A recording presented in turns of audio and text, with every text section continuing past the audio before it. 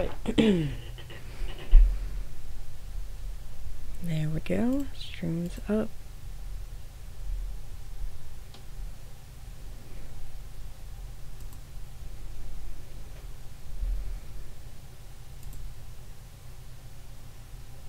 Very interesting stream right now. Yeah, okay. Hang on, my pop down.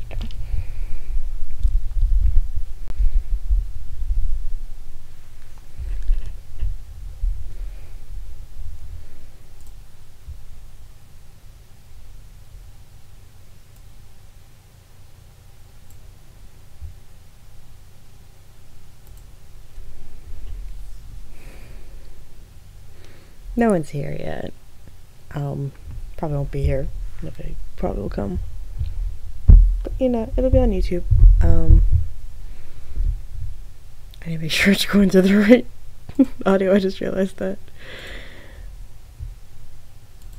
It is not. No, it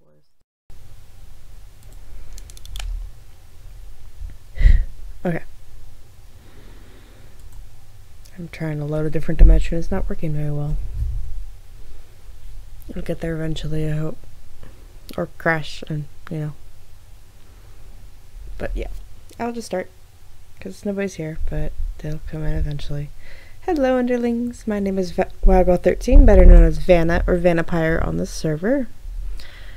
Today we're going to be reading the first 33 chapters of Chronicles. You'll see why it's exactly 33 and not some fun number. And we'll be reading the 3 new chapters of Lorekeeper Logs that I have written.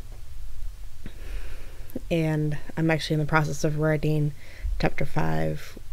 So I was going to read 4 chapters today, but I didn't have time to finish writing it. My Mianite does not want to load right now.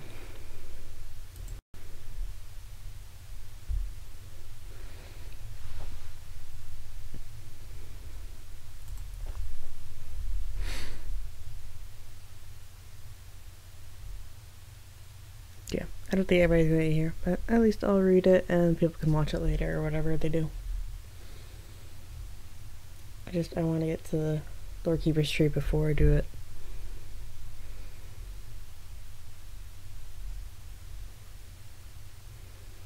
Which is not working very well because the world does not want to load. Any tab I can close? No. I have a view. Probably me opening my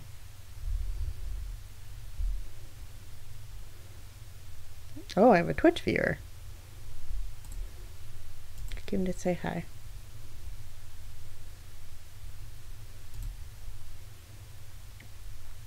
Hello, person who came to say hi on this dead stream.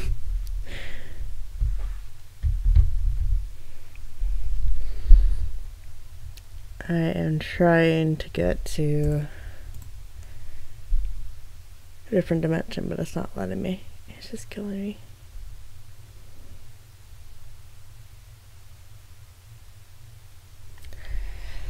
Probably should have made sure the dimension was loaded first.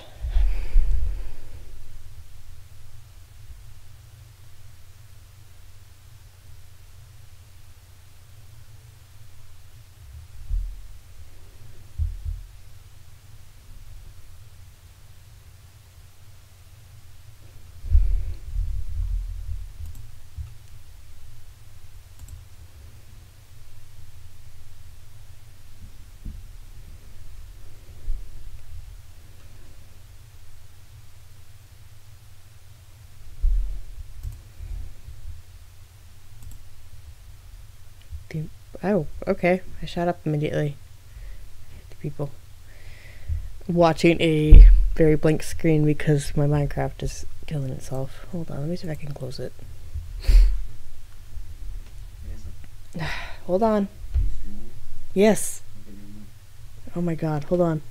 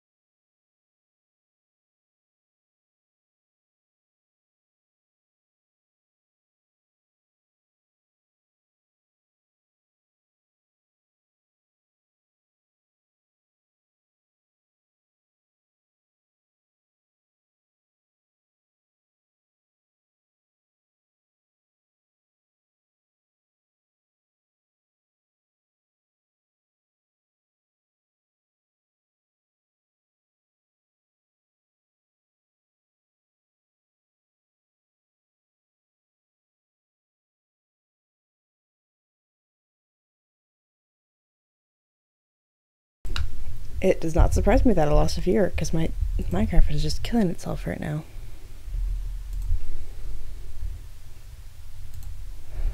Hold on, I need to try and fix my Minecraft. Okay, well, that went well. Oh, now my technique's crashing.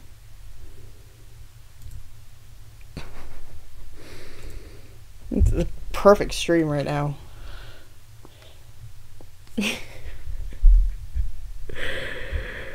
Oh, good lord.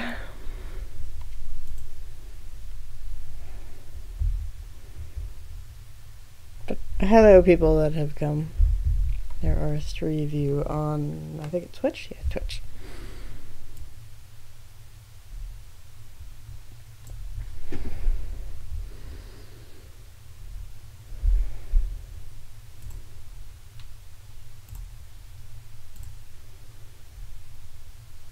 I think I have it on any chat log, so if you guys want to say hi, you can say hi.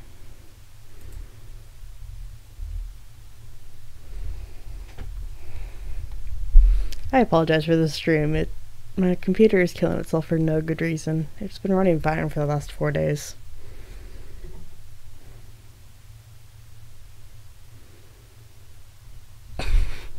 Can't believe this is going on YouTube. Hold on.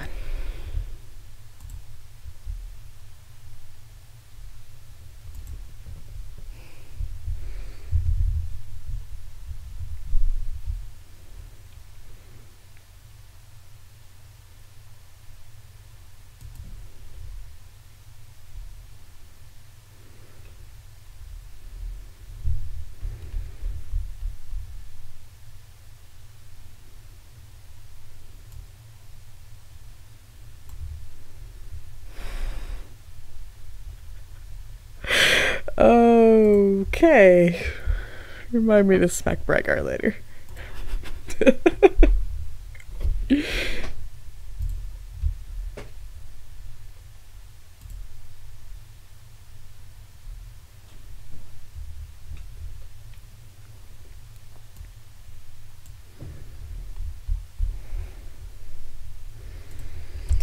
Well, I guess as this is loading up, if you guys missed the last stream or didn't watch the video after the fact off my YouTube, I don't even know how many of you guys are bots in this thing. I'm gonna just keep going.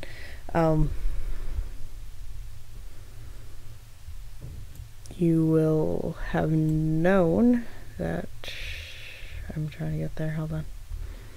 You will have heard the story of Adventures in Mianite, in which my character Vana Girl was taken from her vanilla world and thrown into the Mianite world.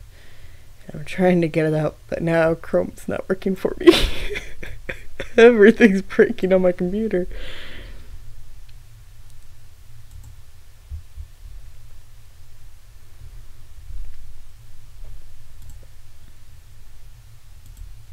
There you go. Good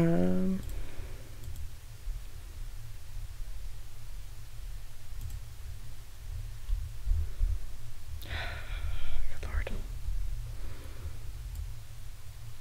It's usually not this bad, but I think it's because my computer's coming up in the ears right now.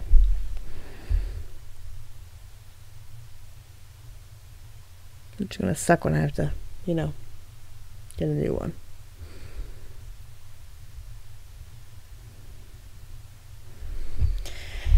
Would you just load?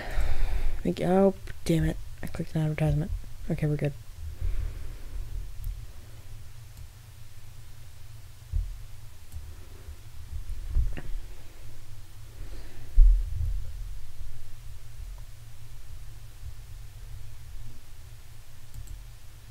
Oh, there we go. People are saying hi to me. Just had the wrong chat up. Hi, people. I had the wrong chat up. I'm so sorry.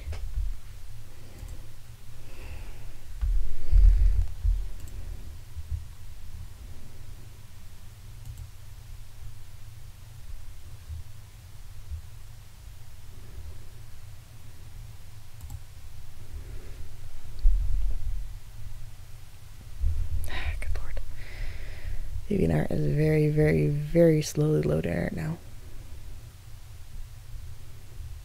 There we go. Good lord. Okay, finally got to the chapter I wanted. Why is it only showing my views from Twitch, not from YouTube? Because nobody's watching on YouTube. Okay.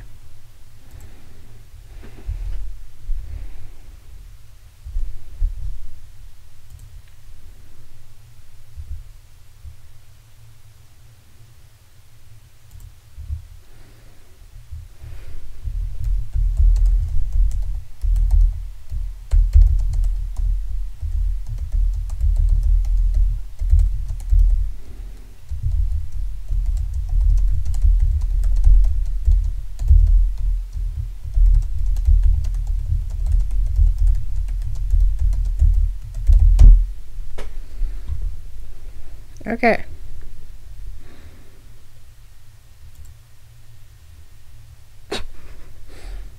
Laptop's trying to kill itself right now. It's like you have too many things open. So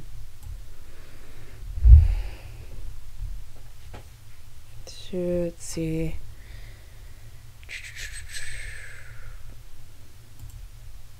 At least I'm still streaming. That's a plus. My game is trying to load, so you guys get to watch it load. Okay. So I'm just gonna read the straight up synopsis from my DeviantArt, and then we'll go on from there, and we'll actually start reading Chronicles. Okay, so so at the very beginning, you heard that it connected these family stories I wrote after the fact and the events of Valkyrie Survival Games, which is another story I wrote, which I will not read, but you can go read on your own. Family's still recovering. It's one of those, chill days.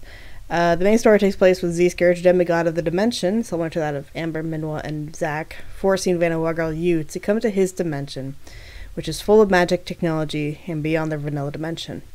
When she arrives, she's terrified and mad. Her usual reaction. It doesn't take long to figure out that she's completely alone in the world. She quickly gets her bearings and goes back to when she was first alone, made a small upper house and a huge lower house, like she did before in the first land where she met Zack. She quickly built up the home and survived, and normal stuff Minecrafter would do. So when she discovered that the world had magic, and she went along with it, starting with Botania and then following it with Ars Magica. As she she had some memories from a random world about it. She started meeting friends, and it was nice. Magic she had. She started making a portal to get back to her vanilla world. Lots of fun filler stuff happened. She almost got married. Did not happen, which was completely wrecked. And then she almost died about 4 different times. Amber appeared randomly, at the very end. Oh god. Hey Caleb. And so while the portal is activated via Amber and Vana, she gets the dogs through. Loretta and Cindy, the 2 dogs that Jeffy's fallen in love with. They're through the portal, but the portal explodes right before Vana can get through. Amber's through, but Vana couldn't get through. And this is where we're left off, is the portal's exploded and Vanna's been thrown back against the demolishing world of the first time I was around. So basically the world was being reset. My night's not doing very good. Okay. So I'm just going to go straight into the Chronicles of Mianite. Chapter 1, A Rough Start. I hear people above me, but I'm frozen with my eyes closed. So you did succeed in stopping her from leaving. Well done. Of course. So what are we going to do to her? Put her in the middle of a forest. No one near her. And her wolf? I don't care. What shall we do with her after we drop her off? It'll be time to play very soon. Don't rush. I'm suddenly dropped onto a hill. I open my eyes fast and I roll down it into a forest. I get up coughing as the residual smoke and magic in my lungs. I groan as my head is killing me and I stand up slowly, brushing some leaves and grass off my dress. My pristine dress is just completely dirty now. I shake my head and look around. I feel a familiar weight on my finger from Z's ring, which just makes it worse for him when he appears behind me with the exclamation of, "Vana!" I turn and tackle him to the ground, threatening to punch him. "You just couldn't let me go home, could you?" Whoa, whoa, whoa. First off, I like this position. He flinches as I punch the ground right next to his head. Second off, I didn't stop you. There was someone else. I was trying to stop them. I glare at him as my anger fades out of me. I stand up carefully and offer him a hand up. Then who stopped me from going home? That would be me. I look up abruptly, pulling at the stone sword on my side. There is a man in a tweed jacket grinning down at Z and myself from a tree he's leaning against. I can't read today, apparently. Hezkar. Z growls, pushing me behind him. I look at Z, then roll my eyes and step a bit to the right. Hezkar continues to grin at us before Z continues. You shouldn't be acting this way. You need a higher-up say-so to interfere in players' lives. Unlike you. Unlike me. He had a say-so from me. A voice states directly behind me. I still can't read. This is my own writing. Okay. I freeze up and Z turns quickly, and even he seems to stiffen. I unfreeze and turn. There is a gentleman with an orange head and a suit floating with various others around him. I recognize SMS behind him to the right, and there's a gentleman right next to him in a relaxed outfit that seems very similar to Captain Sparkles, has his arms folded watching me. Hi, Z. Wow, girl. Waffles. Why did you stop her from going home? Z asks, walking up next to me as Hezkar appears next to a few women. One a light brown-haired woman with a gray wolf outfit. Another is a woman with purple and blue hair and a small white and blue outfit. I stop looking at the people and look back at the main man, Waffles. Bit afraid of him. Because unlike you, we weren't done. But this is a conversation for another day. Is he scared? We must talk. Waffles grins before raising his hands. Z steps back, but gold magic envelops all of the empowered people, including Z. They're all gone before I can even say a word. I look around and then say, God damn it, where am I? Okay, before I continue. Waffles used to be the admin. 4 admins ago? I think it's 4 admins ago. Hezkar, you'll see later on in the story, he's not my favorite staff in the world. This was before I was even close to being staff. I was still a member. SMS is still a friend. He's awesome. The wolf girl was... I can't remember her name, but it started with a Z, I think.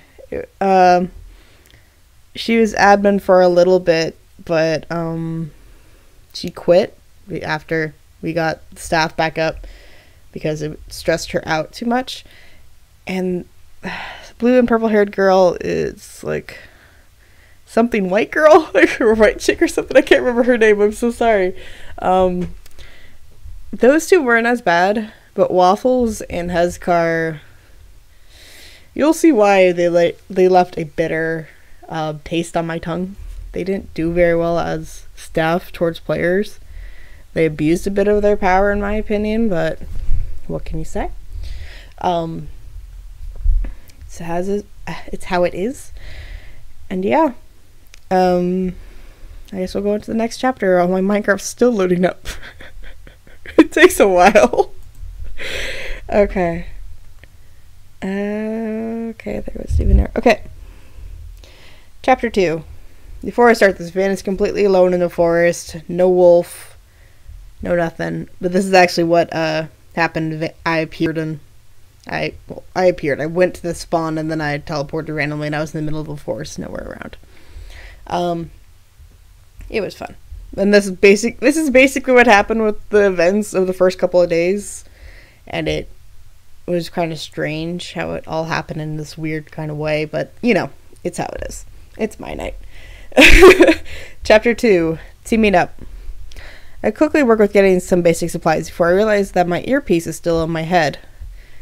interjection. If you didn't hear from last story, earpiece is basically TeamSpeak. That's the way I'm doing it in there. And the watch, which I think I talk about a couple times, is basically the inventory screen. It's the access to everything. Back to the story. I turn it on and speak slowly. Hello? Vana? A very familiar voice comes through. I recognize it immediately. Vana, is that you? Phantom! I didn't make it through. Someone stopped me. Dude, I thought you were gone. Something has messed with the magic of the world. I don't know exactly what, but Deverick and myself are at the coordinates that are at the same as the old Sylvius ones in the old lands. You should head over. I'm on my way. Is Deverick around? No, he went off on some adventure, but there's another gentleman here. Hi. A new male voice comes through. My name is the Deadly Dwarf. People just call me Dwarf, though. I focus my magic and appear in a forest, which has incredibly large red bark trees. I smile and turn to Phantom and the other man. Oh, it's good to see someone not threatening me. What? Phantom asks nothing. I look at Dark. Hi, Colin. I look at Dwarf. You were from Eastland. I recognize you. Eastland. Right. Dwarf stays before heading off with a few others. Sorry, he and a few others from Sylvius are collecting supplies for us to at least survive the first night. We aren't set up the best right now, but I'm glad you're here. I didn't have to take charge, they say. I laugh. I guess that's a good thing. What's the biome called? Redwood Forest. Are we staying here? That's your decision, boss. Great. I walk around with Phantom, following not too far behind me. It seems as good a place as any. I turn to the large tree so we can make a tree village. I like that idea. Deverick will like it as well. Let's collect some fir wood. There's some not too far from us. Come on. Phantom runs off and I smile and follow them. As we start chopping down trees, Phantom explains how they and Deverick crashed their ship in the middle of the ocean, losing all the stuff they brought. They can only save so many items.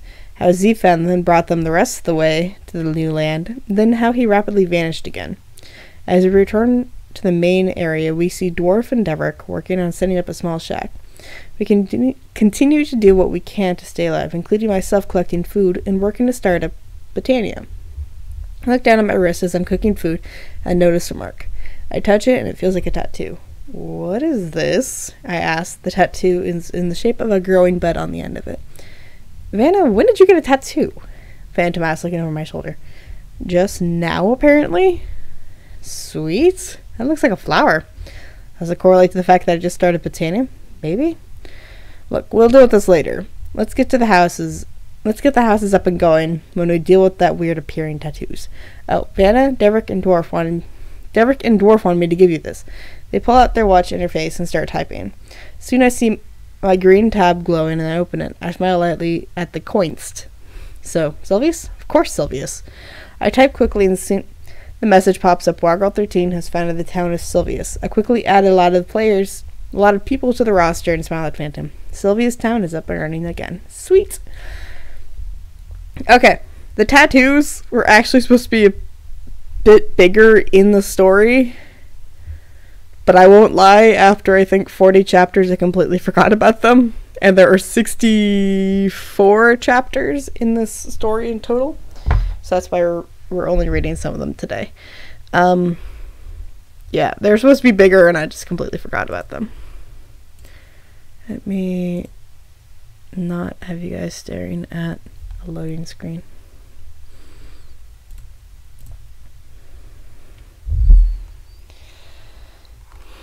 I'm glad to see a couple people come, though.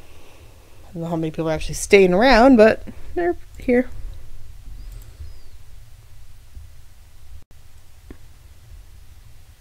Is my still running? Happens. Okay. Well,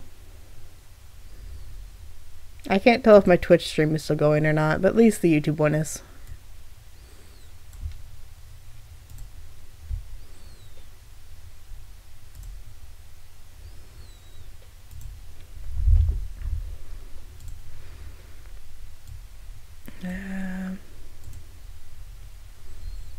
Okay, well, that's still gonna take another 5 minutes to load. Let's hope it doesn't crash again. Alright. Chapter 3. Z's Protection. This didn't actually happen. Surprise, surprise. Well, it did sort of happen. He wanted me in his town nation again. But I didn't want to be. I still wanted to do Sylvius and my own thing. And then at the end, you will see a gentleman appear that it kind of did end up, that's how I ended up talking with this gentleman. And yeah, it started a good friendship. Okay, I'll start rambling. Chapter 3, Z's Protection. As I run around doing some light builds and getting the town situated, I meet a few more people. Some from old Sylvius, some are just looking to join a town. I invite them anyway. We establish a good base, including many starting to build their houses. Derek ran off to do whatever he does, but as I'm building up a small platform in a tree for myself, I got up there because of Chill giving me an angel ring. Oh, that was a terrible writing. This is a 3-year-old story, so the writing is terrible. I see Dwarf and Phantom talking in whispers not too far, but just far enough. They both vanish for a bit as I struggle to start working on the main tree that would welcome people to my town. Soon they reappear and seem to be flanking me. Soon I feel magic appear behind me, and before the person even has a chance to touch me, I turn brandishing my sword at them. It's Z. Whoa there, sweetheart. It's just me. Z stays with his arms folded. I feel the other two get a bit closer, but I put my sword away. It looks like you survived your talk with Waffles. Of course I did. But we really need to talk. Z moves to grab my arm. I catch his hand, which turned wolf claw, and hold it up just far enough that he can't scratch me. Two behind me flinch to help Z, but Z puts up his other hand. Z, I'm not going to be a werewolf. The claw turns back to normal and reveals a little moon tattoo. But sweetheart, how else am I going to protect you? I let him take his hand back. I don't need to be part of your pack, and I don't need your protection. I'm fine, Z. I don't know what they're planning, and I don't like that. I want to protect you somehow. Z, then let me do my own thing. I'm going to be working a bit faster to master this magic and get home this time. Z's face drops more from concern to just plain sad. He sighs, right. You want to go home. I roll my eyes and turn to leave, but Z grabs my arm with a normal hand. Here, at least take this. It's called Observations of the Immortal. It's a guide to vampirism. If you don't want to be a wolf, then maybe a vamp, and then it can still be easier to keep alive. Z states handing me the red book. Think about it. Z states before heading off with the Phantom and Dwarf, who look at each other before flying off. A few hours later, Dwarf appears in front of me. Oh, hey, just want to let you know I changed my name. I am now Wolf of Mianite. Just call me Wolf. Alright. I noticed the claw marks on his shoulder, but said nothing about it as he ran off to join Phantom and our new friend, Sky Puppy. I watched them a bit before I noticed all three of them have a mark. I glare lightly and I turn to go find Z, and he is right behind me. Did you turn my entire town into your pack? Yeah. Most of them. Z shrugs with a smirk before his face turns stone and his hand starts to morph into a claw. I turn where he's looking while putting the hand on his wrist. The man that looks like crap and sparkles is directly behind me. Z, no PvP in my town. Z growls, but his hand turns back to a normal hand, and I release his wrist. Seems she has you on a tight leash, the man smirks. But why don't you go chase after a ball or something? The adults need to talk. Z growls even more, but storms away as I cross my arms looking at him. Hi, Viper. And you are? The man inclines his head a bit. Mr. Syntax Error. Most just call me Syntax. I raise my brows to recognize his accent as Dutch. Sorry, Norwegian. Let's talk, Miss Wowgirl. I raise my brow but follow him as we walk around Sylvius and talk. Yeah, so, Viper, hi. I'm reading old stories that I wrote about the server I used to be on. Let me move us to a good-looking position. Not just staring at... Wow! What on earth happened to my tower? Okay. Well. My tower is pink and black. We'll just sit here.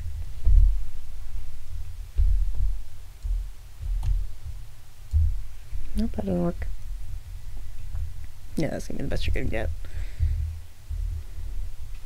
Alright, okay.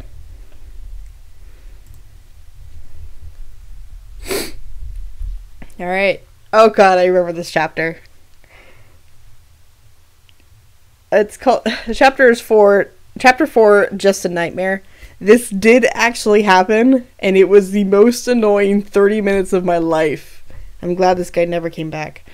Not the first half. You'll see the part I'm talking about.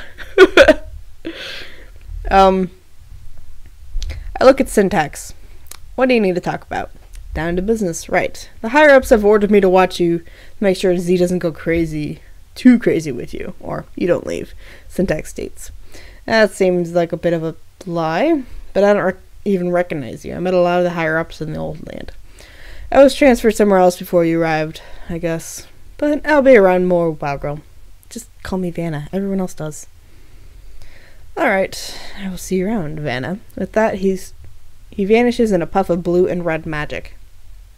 I shake my head and head to work on the balcony for my first level of my house. No one is really around except for Sky Puppy, who seems to be in her own little world building her own tree. We all assume that she's a female. We haven't been told otherwise. Her skin was a female skin. As I do, I see another woman appear outside of Sky Puppy's tree. She enters, and I hear some talking before Sky Puppy's voice comes out a bit louder. What do you mean you danced with another? We were going to get married, and you have already cheated on me? I roll my eyes and start ignoring them immediately. Phantom arrives halfway through and tries to stifle the drama argument before giving up and heading up to help set up a bridge from the main tree to my tree. Soon, though, we get distracted by a shout not too far from my tree. Soon Wolf respawns next to me at the spawn tree, and Bloody Legacy is not too far behind him. Interjection. That Sky Puppy argument went on for 4 IRL days. Probably one of the other most annoying things I've had to deal with. I think they did actually end up getting married anyway, and it was a lot of drama that I just ignored. Right. Story.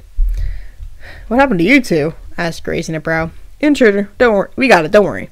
Wolf states as they both run off again. Just a few minutes later, they appear and spawn again. Okay, we might need help. I pull out my mana steel blade and adjust the invisible armor on me before I nod at the group and take flight. Phantom and I follow Wolf and Bloody to where the man is. He's a bright orange and red lizard. He looks up as we approach. So who is this in my town? I asked, brandishing my sword. My name's Nightmare 1447, and this is my land now. I laugh. Phantom, he thinks he owns this land. Shall we show him it's ours? They ask. Of course.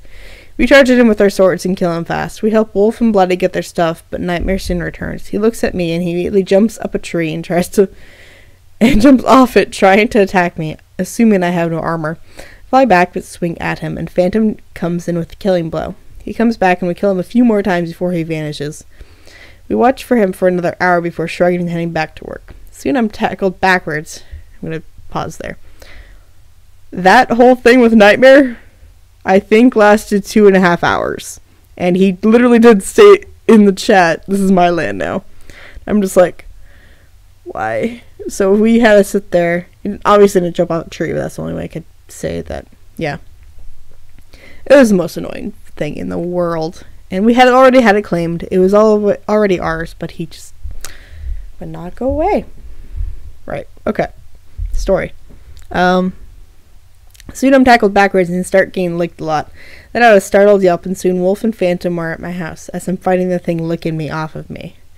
I wipe my face and look at who was licking me. I smile and hug him. Jeffy! Phantom Wolf relax a bit. Jeffy barks happily, although he does look a bit worse for wear.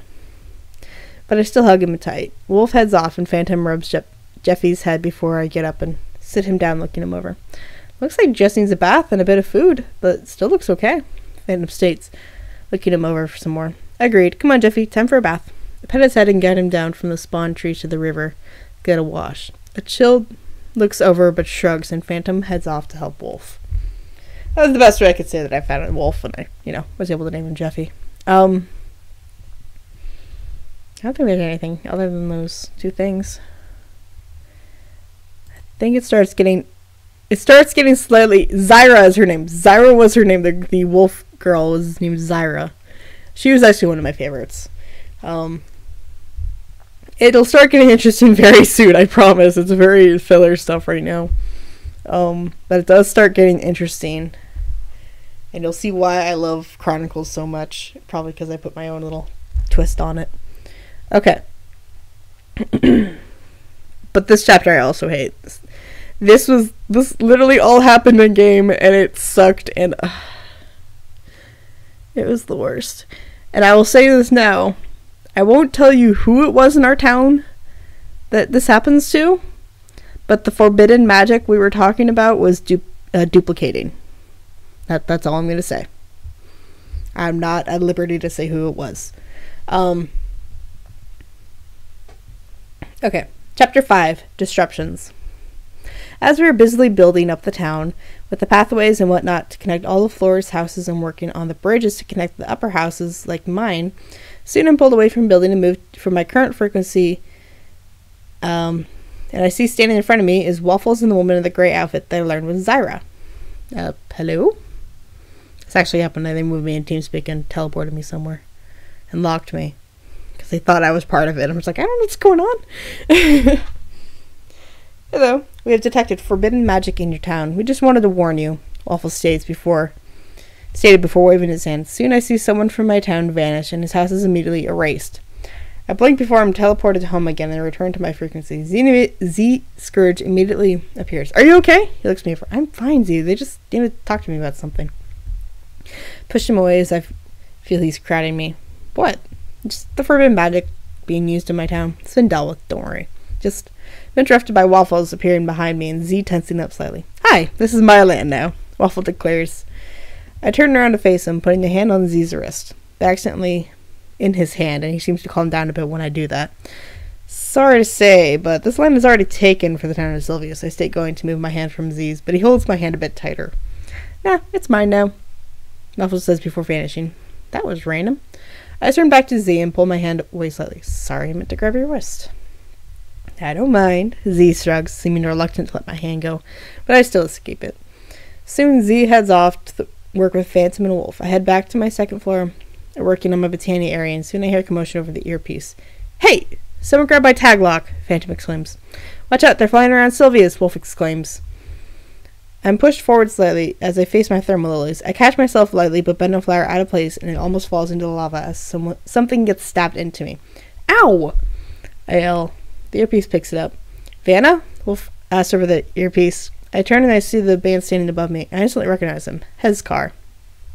He looks at me, then brings out a small item I know about because I'm researching it, and he moves his hand in midair and vanishes. It's Hezkar. He's taking locks.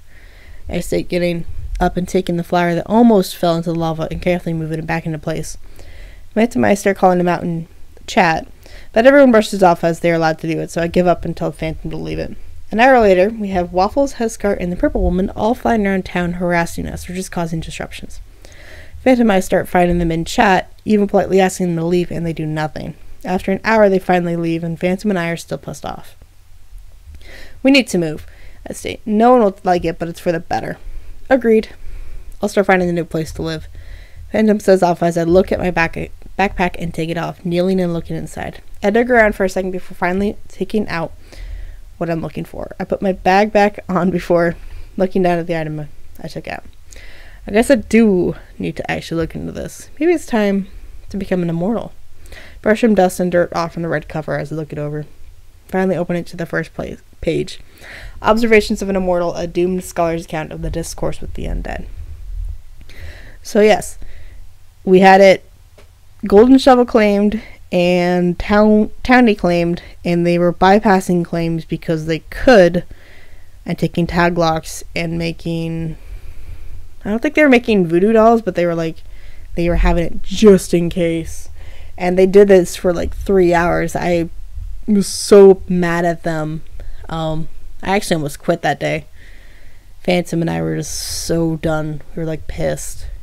The worst part is it's not over with them. They're Waffles and Hezkar and White Girl. I can't remember if it's White Girl or White Chick. I think it's White Chick. They harassed us for a while more, and it was just so very, very annoying. And yeah. Okay, now it actually gets almost interesting. It's a chapter before the interesting stuff happens. Okay, Chapter 6, Interjection, You Family Interrogation. So this is back in the vanilla world. It's not the magic world. And this gives you a bit more background. Amber, Minwa, and Zach are 3 demigods, aka they were staff at some point, so they had all the powers. They are and were my best friends before I got into Underplay. I occasionally still talk to them. I think I've talked to Zach in over 4 years, which sucks. He was cool.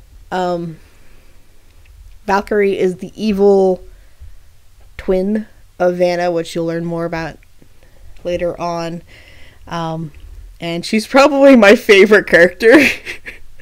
And so you'll see what's going on now. Alright, the interrogation. The bloody and torn black-dressed woman sits there with a bag over her head and iron chains binding her arms back. The bag is moving as she tries to see where she is at. Amber motions for it to come off. Zach pulls it off of the character quickly while Min brandishes a sword towards her, in case she makes a move. Valkyrie, nice of you to stop by, Amber states, her arms folded behind her back as she looks down at the corrupt angel. Val looks up, composing herself after the initial wince at the light. She wasn't seen in of it. Okay. I was in the middle of a murder spree. What do you children want? Amber stops Min from doing anything. Look, we just need you here. Why do you need me here when you have my Oh, where is that little angel? A bit of concern in the biting question. You don't need to know. Just hold still. Min and Zach move into 2 positions around Val so that 3 of them form a triangle around her. They put up their hands and each start to glow a specific color. Amber is purple, Minwa is blue, and Zach is gray. 3 magics go into Val and she convulses lightly and lets out a small shout. The 3 keep focusing and close their eyes. Val feels what they were trying to do and finally managed to get up her strength and send them flying back in a burst of red magic. Get off me! The iron melts away and she stands up, flexing her translucent red wings. You weaklings are trying to find my sister. She's not here and you're trying to pinpoint her. Amber gets up from the wall she hit. Yeah, she was taken somewhere. Now hold still! The iron reforms and molds itself into a full-on chains around her. And Amber holds her in place as Zach focuses. Minwa had been sent out a window. Zach finally gets the link and focuses on it as Val struggles to get free. Soon Val falls to her knees as Zach does the same. Found the link! Zach exclaims, getting up as Amber holds the chains around Val. The link found me. Val states quietly. Soon purple magic appear around her. Zach and Amber struggle to hold her in place. No! I'm not going to lose my last connection to Vana! Seems I'm going on an adventure. I'll send you a postcard, you family. The purple engulfs her and she vanishes. Damn it! Amber punches the wall, leaving a dent. Amber, calm down. I still have the link. I merged it with me as well. Come on. We have a lot of work to do. Zach takes her shoulder and guides her away. Min fixes the window and follows after. Alright, now you see why it'll get interesting in about 2 seconds. This is my favorite chapter. I literally was like, when I was writing the adventures halfway through, I came up with this idea and I was squirming to tell anybody, but I didn't want to ruin it for anybody. And after this chapter was released, I was so happy. And it was lots of fun. And you'll see why. Ignore the terrible voice acting while I switch between the 2. I'm going to try and distinguish their voices as much as I can. But my throat has been killing me for the last couple weeks, so we'll see how well this goes. Okay. Chapter 7, Vampirism. This is Vana, by the way. I look down at the book in my hand with a sigh. I look up at the ring of string and the 4 torches surrounding the ring of redstone and skull in front of me. I look back down at the book and read from it again. This is actual quotes from the book, just a heads up. It is with some reluctance I commit these observations to paper, for what I have witnessed is not for the weak of mind. Instead, take my words as a warning. I flip the page. He was reminiscing over dinner this evening about his birth, a demonic pact of sorts, butchering a chicken over his skull with a bowline, and holding a glass goblet to collect the blood is barbaric, I told him. I flipped the page again. Apparently, sort of a long-forgotten rite. I made a sketch. I compared the sketch to what I have made, then continue reading. Nights, open to the moon, string, red dust, torches, and skull. I flipped to the page again. pouring the red blood on the skull, mumbling about taking her to the lakes of lava underworld. I flip one more page, proving his worth to her. That glass goblet again. Could someone really drink such a thing? I sigh and put the book on the ground not too far from me and place the skull ready in the bowline. As I'm about to release the chicken from the safari net, something explodes in purple next to me and sends me flying back and crashing to the ground. The bowline is sliding away from me and the safari net the other way. As I'm about to recover, something picks me up by my throat and pins me against a tree. Sister! It's so good to see you! Valkyrie states, holding me still against the tree. I look down at her in pure fear. I grab at the hand around my throat. Val releases me, but brings me to a tight hug after. Ah, you are still alive! That's good. Push away from her finally and take out my sword. What? How did you get here? Your family was using me as a link to you, and it backfired on them. They found you, but I did as well, so I came through to see you. Val flicks her hand and I'm slammed against the tree, pinned by red mist. Val looks at her wrist and sees the witch hat appear on her wrist. You really are in a world of magic again, aren't you? This is wonderful! Again? Right. They wiped your memory. Val housed out before turning to what I was doing and picking up the book. Little sister, you wanted to go into vampirism? That's a hefty bit of dark magic. You are too fair for that. You are too frail for that. Val, if you're here, then I can go home. You know how to get home. Of course I do, but why would I want to leave? Go back to that boring vanilla world. This place is so full of energy and so much fun. Val walks towards me with a grin. Let's see what you know. She puts a hand across my forehead and my eyes start to glow with a red mist as I feel her in my head looking at the memories I've gotten over the past few months.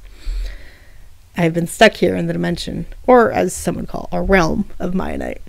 Soon she backs away. My head is hurting so much I just let it dangle where I'm pinned. There we are. Flower magic is more your suit. Seems just right, but you needed to protect yourself. Oh, so you turned to vampirism. Don't worry, sis. I'll protect you. Yeah, my evil sister's gonna protect me. That's a laugh. I groan lightly, looking up at her, my blonde hair falling into my face. Val walks over to the ritual and picks up the bowline and safari net, walking back to me as she puts a hand around the back of my neck. You won't have to worry about a thing. Not when I become you, at least. What? No one will believe you're me, I say, struggling. Sis, you've gone warmongery. It's perfect for me. All you need to do is sleep and conserve your strength. I feel magic start to float around us as she focuses. I get a small reminder of the past and how she was the best at witchery.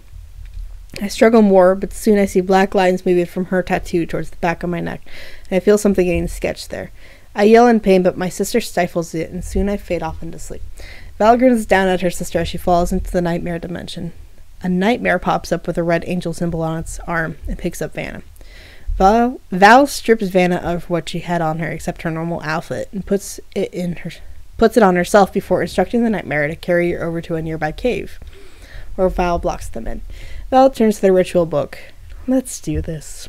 Val does the ritual as directed in the book and brings El to the nether into the lava lake. She takes out Vana's sword and quickly defeats Lilith, taking some blood from Lilith and drinking it. She feels the immortal powers flow into her. She feels the hunger of blood. Now then, time to feed. She flies out of the nether and heads to Sylvius. Bam! Okay. Let me explain that. Val is really fucking powerful. Sorry, really freaking powerful. Like, when Vana and Val were born, which you'll hear about more later on, spoiler, Val got all the powers and Vana did not. So that's why she's able to, like, flick her around, do nothing, blah, blah, blah. It's funny. It's hilarious. That's why, actually, I love it. Val is psychotic. She's murderous. She's sassy. She's, like, everything that Vana is not. So, like, the dark half of Vana. It's probably my favorite thing in the world. So, Val has blood-stained blonde hair. So it's very dark and red. Black torn dress, which if I had the ability to, I'd show you a picture of, but I don't know how to do that yet. And yeah, it's perfect. So when she goes into vampire mode, she now has red eyes, so it works with her red eyes that she has. And so Val takes on Vana's name and takes on who she is and runs with it. Vana is stuck in the nightmare dimension, which, if you don't know witchery, is the dark world where nightmares attack you. But Val is so powerful in witchery that she's able to not only tame a nightmare, but able to throw somebody into the nightmare dimension and keep them there without a potion. That's how terrifying Val is. And that's why I love her.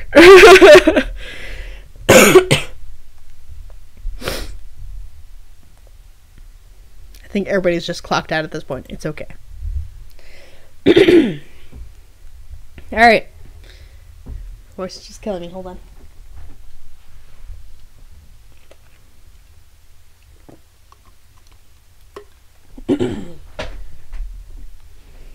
Alright.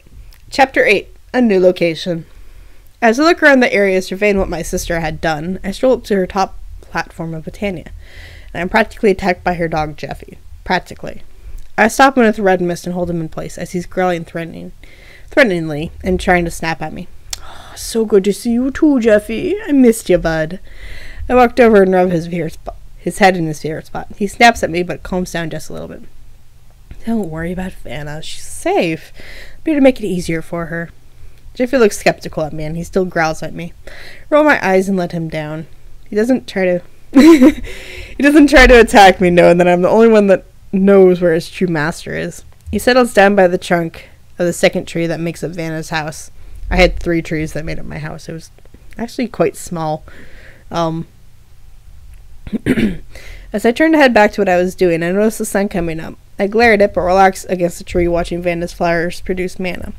Soon I feel someone sit to my right, and I glance over and see the man from Vana's memories, Z-Scourge. Hello, sweetheart. I smell you at Vamp. How's the life? Wow, my voice is going to kill itself before I get to chapter 10, apparently. So this is the flirt. Okay, gotta act like Vana, which will be easy due to the fact that I just like him just as much just by Vana's memories.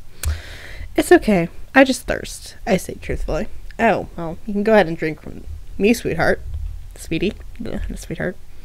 I try to hide my disgust at the idea, but I know going without food for a long time could kill me. Z brings up his arm, and I spot the witchery tattoo as well as the wolf one. Are you sure? I don't want to hurt you. I'll be fine. I hesitate just like Vana would, but lean down and bite into Z's arms. I feel him tense slightly, and I take a careful drink, waiting for the satisfaction of drinking. All I feel is fire. I break off fast, coughing and choking and grasping at my throat. Vana? Z is immediately in front of me, holding my shoulders as I cough and spasm lightly from the pain. Soon I regain myself. I don't think I can drink from wolves. I glance at his arm, but the bite mark is already healed. Soon I hear someone touch down to the right of us towards the balcony that was part of the Alpine portal on it. Z, is she okay? Yeah, just werewolf blood burns her, apparently. Z states, making sure I'm stable before releasing me. He stands and turns to Phantom. She needs something. Oh, I need to talk to Vana, but we can talk later? But can we talk later? They ask, seeming on edge about something. Z nods and leaves us to talk. I stand and walk to them. What did you need? They're putting leaves out to cover my entire upper platform from the sun as they talk to me. Found a new location, 20,000 blocks away and about 150 up. We'll buy 'em. Crag, I believe. Sounds fun, but let's get me a bit stronger with my vampire side so I can survive more than a few seconds in the sun. Sounds right. I turn to work with some of the endo flames, and they fly out to talk to Z. Soon I see a witch pop up out of nowhere. I quickly turn to her and tilt my head. You! No! She quickly... Pause. Viper, the mod pack that I am currently on, and the one we're talking about is Mianite Reborn. This is the other people I work for. This is Enterplay.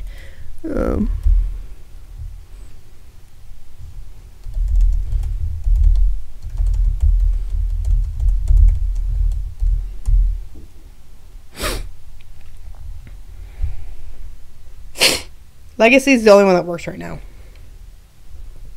But the story is based in Mianite Reborn. Okay. My voice is just killing myself. Okay.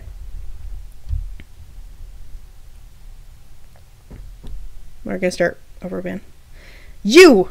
No! She quickly turns to run off, and I follow in a hot pursuit, keeping under trees and leaves. Soon we are just outside the outskirts of the town, where I slam her with my magic against a wall. You recognize me. You destroyed my home, of course. My home, of course I do. You came from where I did. I traversed the spirit world to find a new home. I found someone that looked like you, and I came here. Didn't think I would actually see you. So you've seen my sister. Something I can't have you blabbing about. Red mist completely engulfs her, and she starts screaming in pain until I silence her with my magic, and her body starts to forcibly morph into that of a wolf. An owl. I'm an owl. Soon she falls to the ground, completely an owl, with a small red angel mark on the back of her left wing. Now you won't blab. Good luck, Kiana. I start to fly back to town, and I hear Phantom and Z. Her scent is off.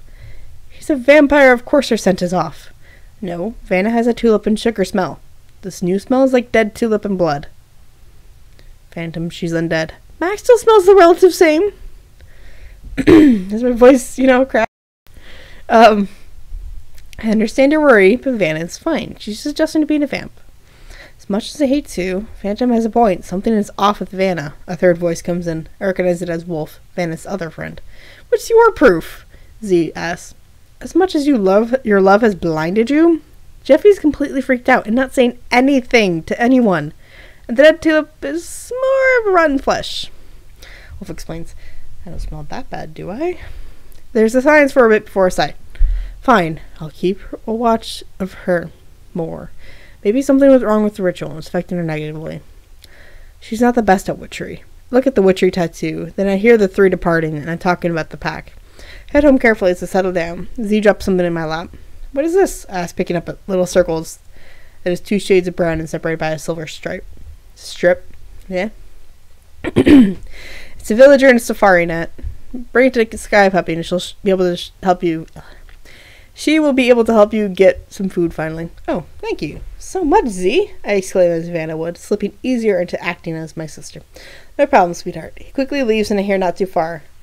You're right, something is wrong. Told you, Phantom states as I hear the two of them fly off.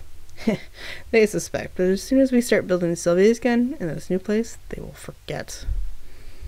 Yeah. There's no other way of saying this, but Val is very freaking cocky. She's like 100% cocky.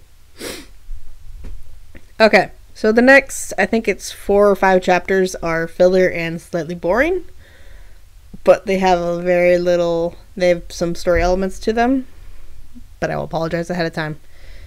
I'll just keep going because I want to get through at least the Chronicles before my voice gives out. I'm only at chapter 9 out of 33. Yay. Alright. Quench Thirst and Strength, Part 1. I opened the book my sister had before it and flipped past the first few pages until I get to the next section. Today, or should I say this evening, he told me of his first kill. The thirst that the first night he said was overwhelming. Fully sate his hunger. I closed the book and looked at the safari net in my hand. I grip it lightly. So drinking villages, which should be easy. However, Sky Puppy's unnatural tree. I knock lightly on the door and soon she arrives. Hi, Z said to bring this to you and you would know what to do. I show her the safari net. Oh, right, follow me. She takes off and flies up to her treetop. I spread the dragon wings on my back and fly up. I follow her to the small hole in the leaves and see a vast space almost full of owls. I even see Hiana. In the middle is a machine. There, just slotted in. I look down at the machine and see the shape of the safari net. I slot the net in and clamps lock down on it before the machine whirs to life, and soon I hear a small hum. I turn and see a villager. I look towards the sky, but she's already flying out, not wanting to see this. I smell the blood, and my eyes glow a soft red as I turn to an innocent villager. I would say I'm sorry, but I'm not. I stayed approaching him. He looks at me and hums. I walk over to him and lightly move behind him, exposing his neck. And I take a swift bite, completely different from the pain I got from Z. It tastes like chocolate going in. It feels like chocolate going into me. I drink and the villager just makes pain sound until I drain him completely. I take Vana's sword and stab him through. He collapses and vanishes. I see more and I feel my hunger still there. I quickly drink my fill until I take it in a deep breath and feel more hunger. Look at the villagers, but look down at the book. He found out that he was able to transfix his victims. He's able to drink as as he needed without others realizing, so long as he did not drain more than half. He did so from 5 oblivious souls. I grin and walk over to a nearby villager and look in its eyes. Soon its serious face blackens and I take a bite of his throat. He doesn't even flinch. I drink him until I can feel he's half drained. I do it to 5 more and I feel the hunger deepen. I had to do it to 5 more because the first one didn't count for some odd reason. Just saying. It's not very rocket science. Feel the hunger deepen. I opened the book again. Strength was flowing into him the more he drank. As the night progressed, the stronger he became. It was on the 4th night after his mastery of drinking that the world started slowing down. I reread the part again before shaking my head, relaxing. I look at Hiana and make her come to me, and I pet her as she struggles. A full cycle happens, and I feel my hunger grow again. I smirk and release the little owl. I open the book again. His greatest foe, the sun, was ever present, tormenting and instantly deadly to him, because his obsession found a way to collect sunlight and burnt himself with it 10 times during the night. Shake my head and read that passage a few more times. That is the most confusing one so far. I get up and fly to the tree to my platform, where I see a small setup of stands with quartz orbs around a daylight sensor. I knew you'd get to this part fast, so I prepared this stuff for you. Well, Z told me to do it, so it did. Wolf stood landing next to me from flying from his purple tree house. What is this? I look at it, seeing that the leaves are missing just above it. I tell you, get stun grenades. The items you need for this part. That's what Z said, at least. Just leave it like that for a cycle and you have 4. You need to do it another batch and a half. Wolf states looking around for Jeffy. Hey, where is Jeffy? Oh, he wasn't feeling well, so I put him down in a safe place to rest. Safe place to rest. Okay. Maybe Z can look at him later. He's good at healing. I'll talk to him about it. Thanks. Wolf waves and flies off. Look at the orbs, then go down a hidden hatch to the first floor of Vana's tree, and fall down to the middle of the tree until I land in a large room, with witch stuff everywhere. Jeffy is laying tired on the ground. He's actually sick, but sick from not seeing his master. You'll get used to me. I mean, you are the same person, just torn in half. Walk over and sit next to him, petting him. You know this to be true. Jeffy whimpers. Dun dun dun. Yes. Vana and Valkyrie are the same person torn in half.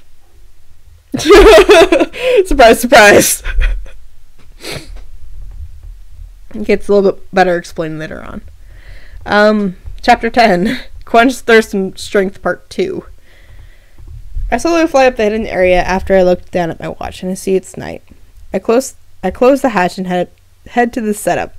The orbs are glowing yellow, and I pick one up carefully. It doesn't burn me, so I pick up the other 3 and put them in my bag. Take out the spare quartz spheres and put them out to collect more.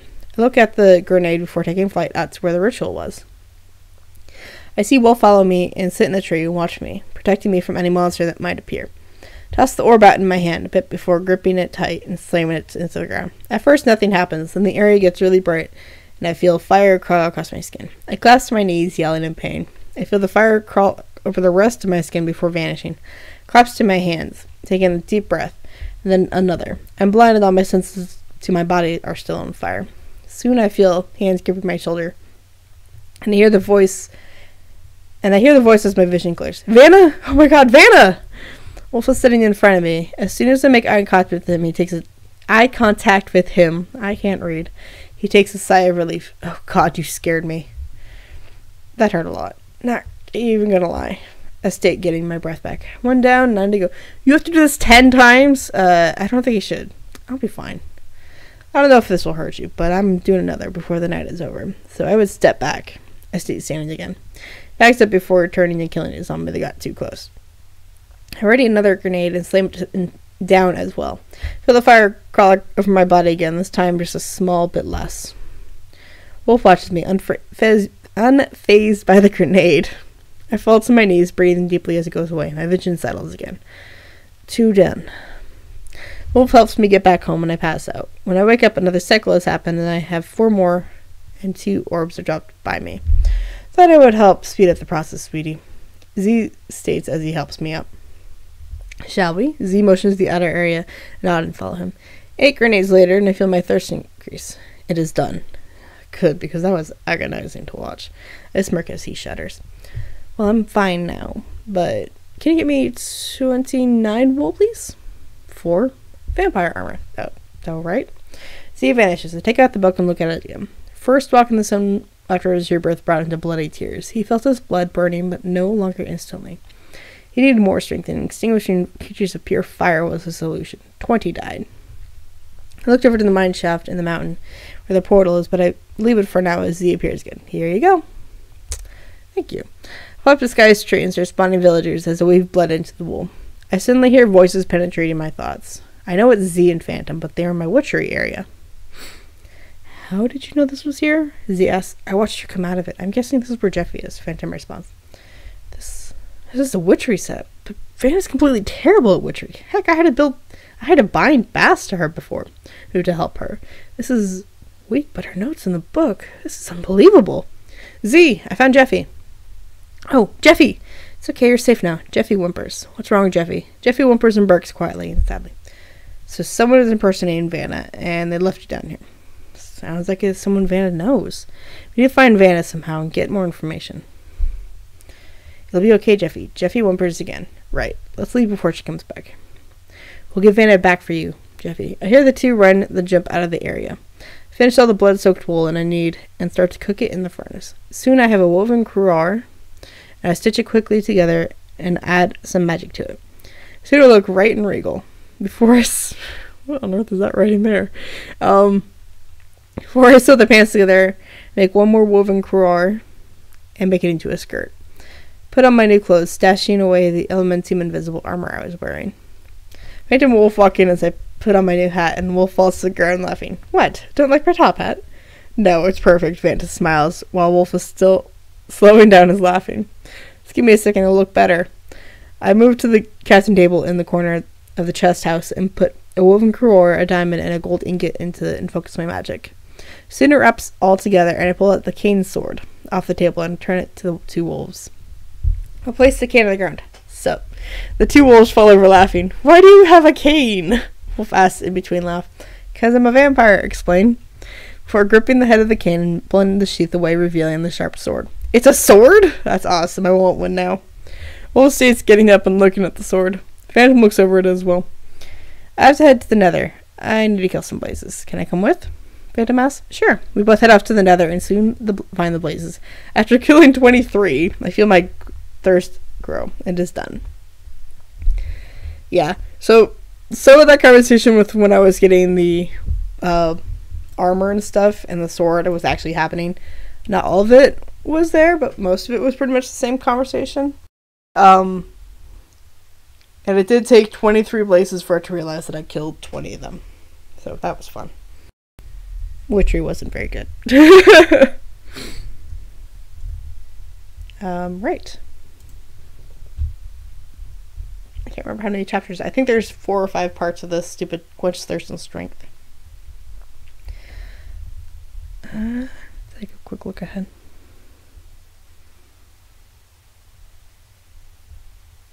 I think it's only 3 actually, maybe 4. Okay. Chapter 11. Quench Thirst and Strength. Part 3. As we arrive back in Sylvia's, Phantom runs off and I open the book again. He could smash solid stone, but bound to the earth. However fast, he was still limited. I close the book for a second and look at the stone next to me. I curl my hand into a fist and punch it. The rock collapses into cobble form. I grin as the scratches on my fist glow red before I feel no pain again. I open the book again. He called on her once more, repeating the rite of his rebirth. Gifted her a flower the color of blood she so craves. So I need a puppy and a new chicken. As I'm about to take off again, Phantom flies to me again. Do you want to see the new location? Yes. They ask. Sure. Is it night? I ask. Yeah. Present from Z. They said passing me a clock. Look at it and nod. I had lost my clock. It was not very fun. I had died and lost it and then couldn't find it. It glitched out. Remind me to thank him later. Let's go. I see her vanish in a puff of purple smoke, and I focus my energy and send a link to them. They pull me through, and we are high in the mountains. I look around the greenstone biome. I start flying about looking for a new place. This is such a cool place. That floating island could be a council or senate. Senate? Oh, yeah, if we're going to war, we we're going all Roman on them. We are going to war with the higher-ups.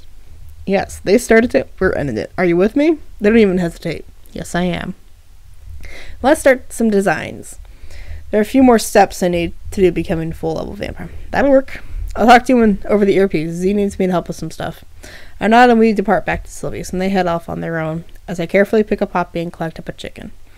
As I move back to the ritual, Phantom and I start to discuss the structures. Soon I am fighting Lilith again and soon present her with the poppy. Lilith brings up her hand and red magic falls down around me, and I feel my thirst get more again. About a Lilith. Thank you, my lady. Lilith vanishes and I teleport home, opening the book again. He smiled, aware of it, when he told me of his first flight. He flew from village to village until he knew the full extent of his domain. There's now nowhere he could not go. I focus the blood energy flowing through me, and suddenly a pop happens. I look around and I'm a blocked hall. Wolf rocks around the corner and looks down at me. Hi, Wolf. I'm not doing the high-pitched voice, but she does say it in the high-pitched voice. My voice is only slightly high-pitched. Wolf breaks it down into laughter again. You sound so weird. Hey, I swipe at him and two more bats fly from my side and hit him. Ow, not nice. Don't laugh at me. I am the knights. I felt my bat companions mock scarily. I flaunt my bat companions, mocking scarily. Wow, that's not proper English at all. Wolf collapses to laughter again. I leave him be and head to my home and pick up the pre-made coffin and stash it in my inventory. By the time I fly back, he's vanished. I shrug and start flying directly north. Soon I find an island with a village. I dig my small narrow hole under a house and I leave a lapis block as a signal for me. I mine out into a complex system before I turn back into my normal self and place down the coffin in a small chamber. I summon the nightmare and it appears with the white-dressed angel in its arms. Vana's face is scrunched in fear and pain. Is she sleeping well? The nightmare growls something. But you are keeping her from harm, correct? He growls again. Good. I walk over and open the coffin. Lay her to sleep. She'll be safe. Nightmare lays the angel down in the coffin, then flies to a corner and watches her. Vana calms down just a bit, but her face is still scrunched in fear. I let you touch her cheek before closing the coffin. Watch her, and alert me if anyone comes even remotely close. The nightmare growls and looks over to the coffin. I feel that my thirst is higher now, and I fly out of the maze and place the lapis block before opening the book and reading again. The weak-minded would not only let him drink his fill, but would also follow his faithful faithful hounds. Horror of all horrors, he lured five of them to specially prepared iron cages, topped with wood with a gap at the front. He sealed them inside. I read this part a few more times before I focus my energy and go home. Phantom immediately meets me. Hey! Wolf and I are working on the spawning area, similar to what Sky had in her tree. Follow me. I followed them down a small mine shaft and into an area. This is perfect. The next step was going to be difficult. Well, what do you need? I nod and... Well, do what you need. Not what you need. Do what you need. I nod and soon have a small cave cut out and make the cages up before I start spawning and mesmerizing the villagers into the cages. They follow obediently. Soon I have all 5 in the cages and I look back at the book. He began feeding from them, mesmerizing them first, then carefully he drank all he could without damaging any. At last he knew his blood was strong enough to replicate what she had done for him. Left me weak, close to oblivion. But I watched him fill a glass goblet and hand it to me. We both sat next to a coffin, far from sun's gaze. Drink, is all he said. What's the last step? Wolf asked as I take a chalice out and slip my wrist slightly, letting the blood flow into the chalice before licking my own wrist to stop the bleeding. Wolf gives a disgusted face. I make a small cave and put a coffin in the back. Time to make a minion. I remark, walking to the nearby caves and looking into the eyes of a villager. Soon he falls under my control, and I guide him to the cave. I sink my teeth into him and drain the rest before pushing the goblet, into his hands and saying a simple drink. Villager drinks the chalice and falls to the ground. I grab up the chalice again, and soon a vampire villager stands before me. Hello, my minion. The vampire bows his head to me, and Wolf looks terrified as he leaves to tell Phantom and Z. I think that was the end of it. But yeah. I did actually fly out to a random island, and that was fun. And yeah. Right.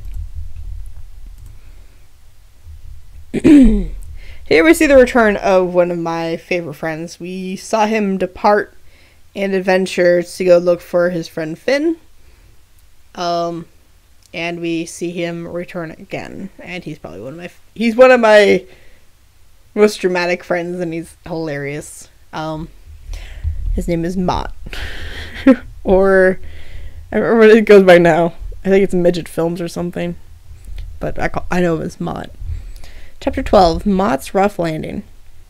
I follow Phantom with my hands as they build up a platform of dirt, keeping above a major part of the island we are going to be working on. I intertwine my magic to keep the dirt hovering mid-air. As soon as the platform was big enough, I nod at them, and they head off back to working on some other builds. I work my way through my system of tunnels until under the council island to my chest area and start getting the blocks I need. Make my way through the safe tunnels again before I begin to build on the main structure of the community chest house. Here is kind of a Senate-looking building to make it look more important, so it would be struck first if the war came to fruition. As I continue building and listening to idle chatter between the town members, I notice something out of the corner of my eyes as the day starts to set. I fully turn towards it and squint. What is that? After a bit of focusing, I finally realize it's a smoking ship coming towards Phantom and the Spawn Temple. Phantom! They don't hear me. I focus on them. It's not working, and the ship is getting closer. Finally, I close my eyes and tap into my deeper magic and pull them to me, grabbing them before they fall and shielding them with my body as the ship crashes and crag, rock, and wood flying at both of us. As everything settles, I release Phantom, who is very confused, turns towards the wreckage. I fly over and survey the damage. Well, that didn't work very well. A very British voice comes out of the mashup of wood and cloth. I'm not trying to do a British accent. That is not going to happen. I will tell you this now. I trace Vana's memories. Mott? A head pokes out of the wreckage, half creeper, half human. Oh, hello. Well, that's one way to make an entrance. Who is this? Phantom asks. Man gets himself out of the wreckage with my help and dusts himself off before offering a hand to Phantom. Shockmods, that's his name. Shockmods. I'm so bad at the names right now. The name is Shockmods, but everyone just calls me Mott. And you are? Phantom Fire. Everyone calls me Phantom, though. Mott was one of our greatest builders in the old world of Sylvius, I state. The other was his partner. No, don't say his name. It's too painful, Mott says dramatically. I give him a strange look before heading off back to my build. Phantom and Mott talk as they both shift to the wreckage to find anything useful. A few hours later, all the main buildings of the main island are complete. The community chest house, spawn temple, enchanting temple, and smeltery building. I walk over to where Mott's boat lays in shambles. Mott walks up beside me. Is there anything you can do? I can make a lunge crash into the side of the island. I say before lifting my hands and closing my eyes, focusing. Soon the main part of the wreckage is moving back, and Mott flies and grabs the falling planks. The half-broken ship is finally floating just above a small ledge before I set it down carefully. Thanks, I'm going to get back to work on it. Expected to land somewhere else? I was trying to find the land where the Alfheim was last in complete contact with this world. You wanted to find a small connection to Finn. Yeah. I put a hand on his shoulder. If you need anything, I will help. Thanks, but I think I'm okay. Yeah. Not at all what happened. He just appeared and built a ship. But you know. Oh god. So remember Hezkar? Just remember him for this. Chapter 13. Sylvius as usual. I sit on the council island looking at Sylvius as people are finally allowed to make houses around the main island. Sky Puppy is working on our own island. OG Minecrafter is working on the house a bit away, and I see bits of Bloody Legacy and Connor Tsunami working on various projects around the island and seem to be focusing on making something for the town in general. Relax looking up at the sky, enjoying the night knowing I'll have to hide in my blue house come daytime. Look over at Phantom and Mott discussing building plans, and Wolf is flying around the Z as they survey the defense of the area. I jump from my island and drop to the community chest area, going to the to-be sorted chest as I take some stuff out of the chest. Then turn around, I jump and practically drop my stuff. Hezkar is standing there looking around. Nice place, pretty far from before, and it's a bit more defendable now. But how did... I glare at him, pulling at my sword. You are not allowed here. I'm allowed everywhere. He states, grinning at me before vanishing. Phantom flies in with Wolf. Vana, you okay? Wolf asks as Phantom looks around. I'm fine, just... Hezkar knows where we are. Of course he does. Everyone knows. Lisa's picking up some of the items I dropped and handing them back to me. It's a big talk from the higher-ups. They're enjoying themselves. Of course they are. Phantom mumbles grumpily before flying off again. Wolf and Z look around before heading off to continue talking. I start sorting through the chest, just biding my time. As soon as they are all sorted, I glance around before teleporting to the hidden coffin. The nightmare continues to stare at Vana. Walk over to my sister and lightly pet her face before closing my eyes and transporting myself to where her spirit is. Watch her run from the nightmare. It's pursuing her relentlessly. Vana has an iron sword on her back, a bow in her hand, and some hastily made arrows and a quiver out on her side. You've been busy, I see. I smirk, floating nearby her. Vana stops and looks at me. Nightmare stops well, but still intently watching his prey. Vana glares at me. Have you done enough torture to me yet? I don't even care if I get home. I just want to get out of here. I miss the sun. Well, you would have missed the sun as a vampire as well. You are still safer here. Safer here than out there. I dodge an arrow she sends flying at me at the end of the statement, and she squeaks in fear as the nightmare pins her against a tree. Sister, you should know by now that I own this world. Val, please. No, but I think it's time for you to have a trip to the past. I float down to my sister, still trapped against the tree by the nightmare. I grin at her, bring up my hand and touch her forehead. Both of us are sent into the past. I was lying, but yeah, Sed's car basically came and taunted us a couple times. So this is from Phantom's POV. This is another one of my favorite chapters. There's a lot of chapters in Chronicles that I love.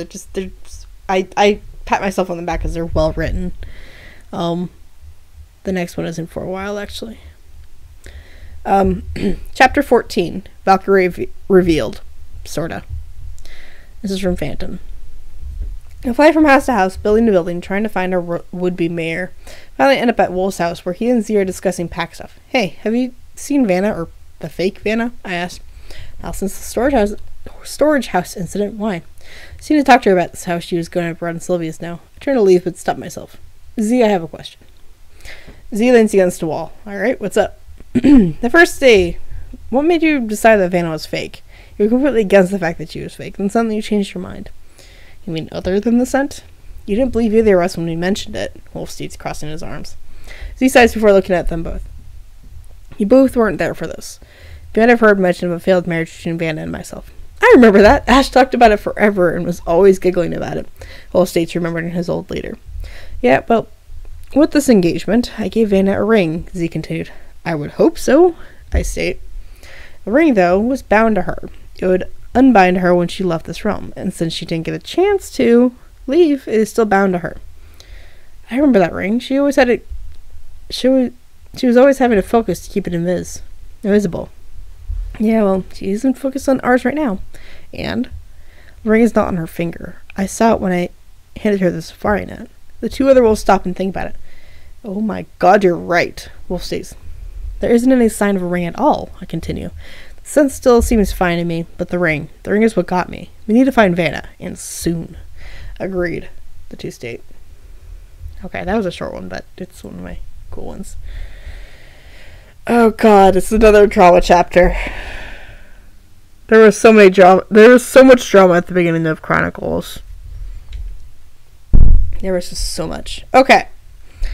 It's back to Valkyrie's POV. Chapter 15. Little bit of bloody chaos.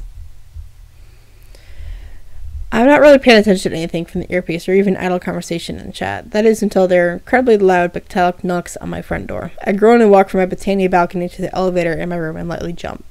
Quickly transported to the next floor, where I walk up to the security terminal and the door opens. Yes?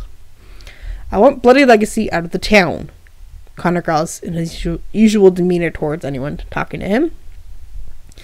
What did you do this time? I asked, exiting my house, leaning against the glass, looking at my nails. He griefed our nether spawner. I looked up for my nails meaty. What? Griefed? Yeah, got your attention now.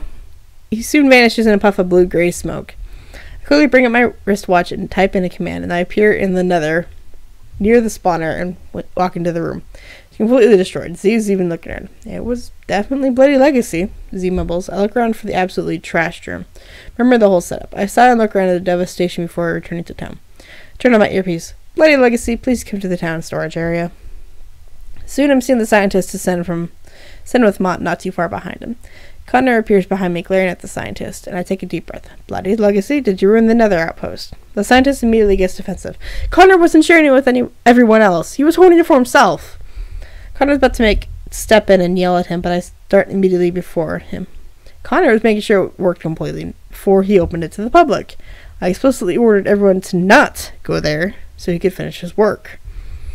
He starts tripping over his words, his defensiveness breaking quickly. But if he didn't keep it locked, he kept it locked so we could finish it. Bloody, not only did you grief an outpost, but you also defied an order from me. I'm sorry, Bloody. Pack up your things. I'll give you 3 hours to leave. I turn, finishing the conversation.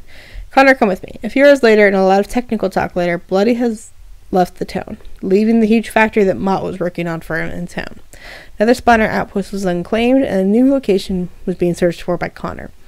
Watch as the town proceeds as normal, except for Wolf, Z, and Phantom. They're staying away from me and whispering. I already know what they're talking about. They know. I have to leave the town and be alone for a bit. It's too dangerous now. I take flight as everything winds down in town and start my own adventure for a new place to live. Somewhere where I won't have to interact with anyone. So, unfortunately, yes. This was like a 2-day thing where Connor, Tsunami, and Bloody built this lovely spawn area for us to get all the nether stuff that we could get. And then I was at work and I came back, or I was at school and came back, and Connor was yelling at me. Connor was always yelling, but he was like pissed off yelling this time. And then, yeah, Bloody had actually griefed the area, like completely destroyed it. Like, it was decimated. And I did actually kick Bloody from the town, not with as much, grace. But there was like a humongous argument on TeamSpeak, and I think Z-Scourge and another moderator had to come in and split us up so we could, calm down. Yeah, it was not a fun few days of conversation. Sometimes drama can erupt on a freaking Minecraft server, and it just doesn't end well. Okay. Chapter 16, Leaving Sylvius. Look around the dark biome that I found, bringing up a little map on my wristwatch. The identification of the area is finally complete. Ominous Forest. Oh, that's a very fun name. So I realized something. I look up and see the sun at middle day. I'm not burning. This is a vampire safe biome. I grin at this. I think this place is perfect. I grin and set a waypoint down at the mountain. This is the perfect place. Wow, God, you just keep saying perfect. Okay. I start chopping down some of the dark trees and create up some chests. I take out my celestial hammer and elementum shovel and start clearing the mountain, putting the mined items in the chest. Soon the mountain is cleared, and I vanish back to my blue house in Sylvius. Quietly start collecting my stuff into the MA system someone gave me. A few hours later, I finally notice that no one is around. I blink and head around while it's raining to see what everyone is up to. No one is about except Happy, who is sitting sadly in his house. Happy? Phantom left. The town? No, they left on an airship to find something. Where you said? That was a few days ago. I don't think they're coming back. I'm gonna go help Connor. Happy says, leaving quickly. I raise a brow before heading back to my house. I take a book from my MA system as everything is packed up and everything. Save the roof of my house is packed into the MA system. I start writing a heartfelt letter for my friends. No, Vana's friends in town. I state that I'm going to be a lone wolf for a bit, and I leave everything in the wonderful hands of Phantom. Leave the book in a chest on what remains of my first floor, before taking on my ME system, putting it in my bag, and teleporting to the cleared mountain. I bring up the wristwatch and type in the command /town leave. Watch as it says. I grin as it says Baggerl 13 has left town. I'll have to visit Vana and tell her the good news. The Sylvius Town legacy has ended in this realm. So yeah, after all the drama, the town kind of died, and Phantom left the server for 5 months, I want to say. She left for a while. They left for a while. Yeah, so it was just complete dead. I left the town to them, which was a terrible idea, but I left it to them, and yeah, Sylvia's just eventually just died. And yeah, I was out of town for a while. By my own volition. Alright. There's a song fic here, which I can't sing because it's going on YouTube.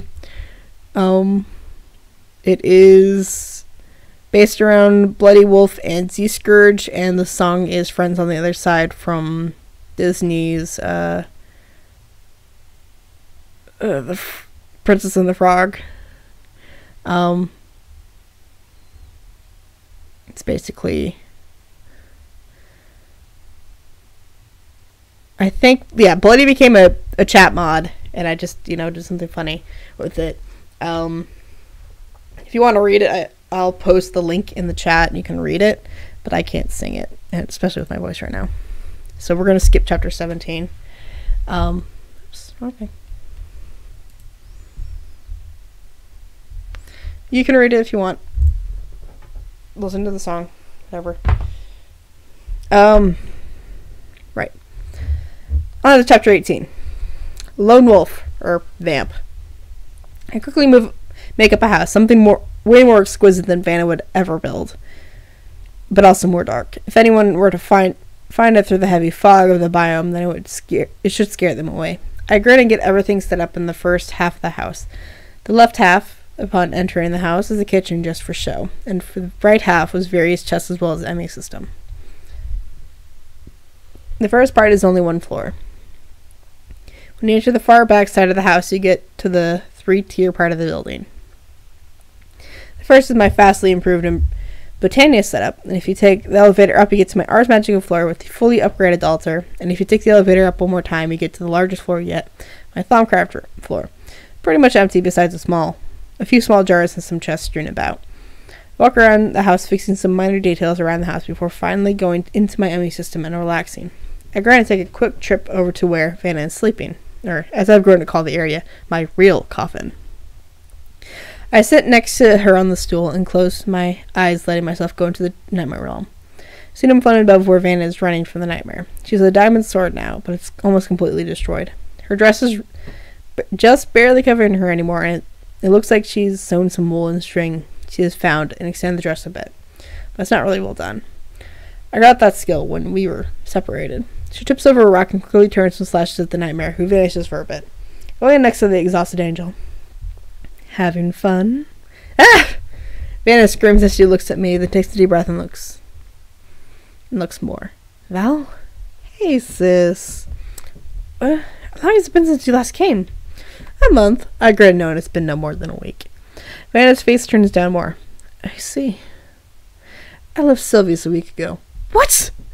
It destroyed the town. I grin. It's still in place, but pretty much a ghost town. Vana almost attacks me, but I simply pull her into a hug. Val, why? Because they were dangerous, I say, slightly petting her hair. Vana seems to get comfortable before realizing who it is. She moves away and points the diamond sword at me. I give her a look before moving the sword away with one finger. But I think it's time for me to return to the waking world. I snap and the nightmare appears behind Vana again. Vana freaks out and turns to run, but the nightmare grabs her and sends her into another nightmare.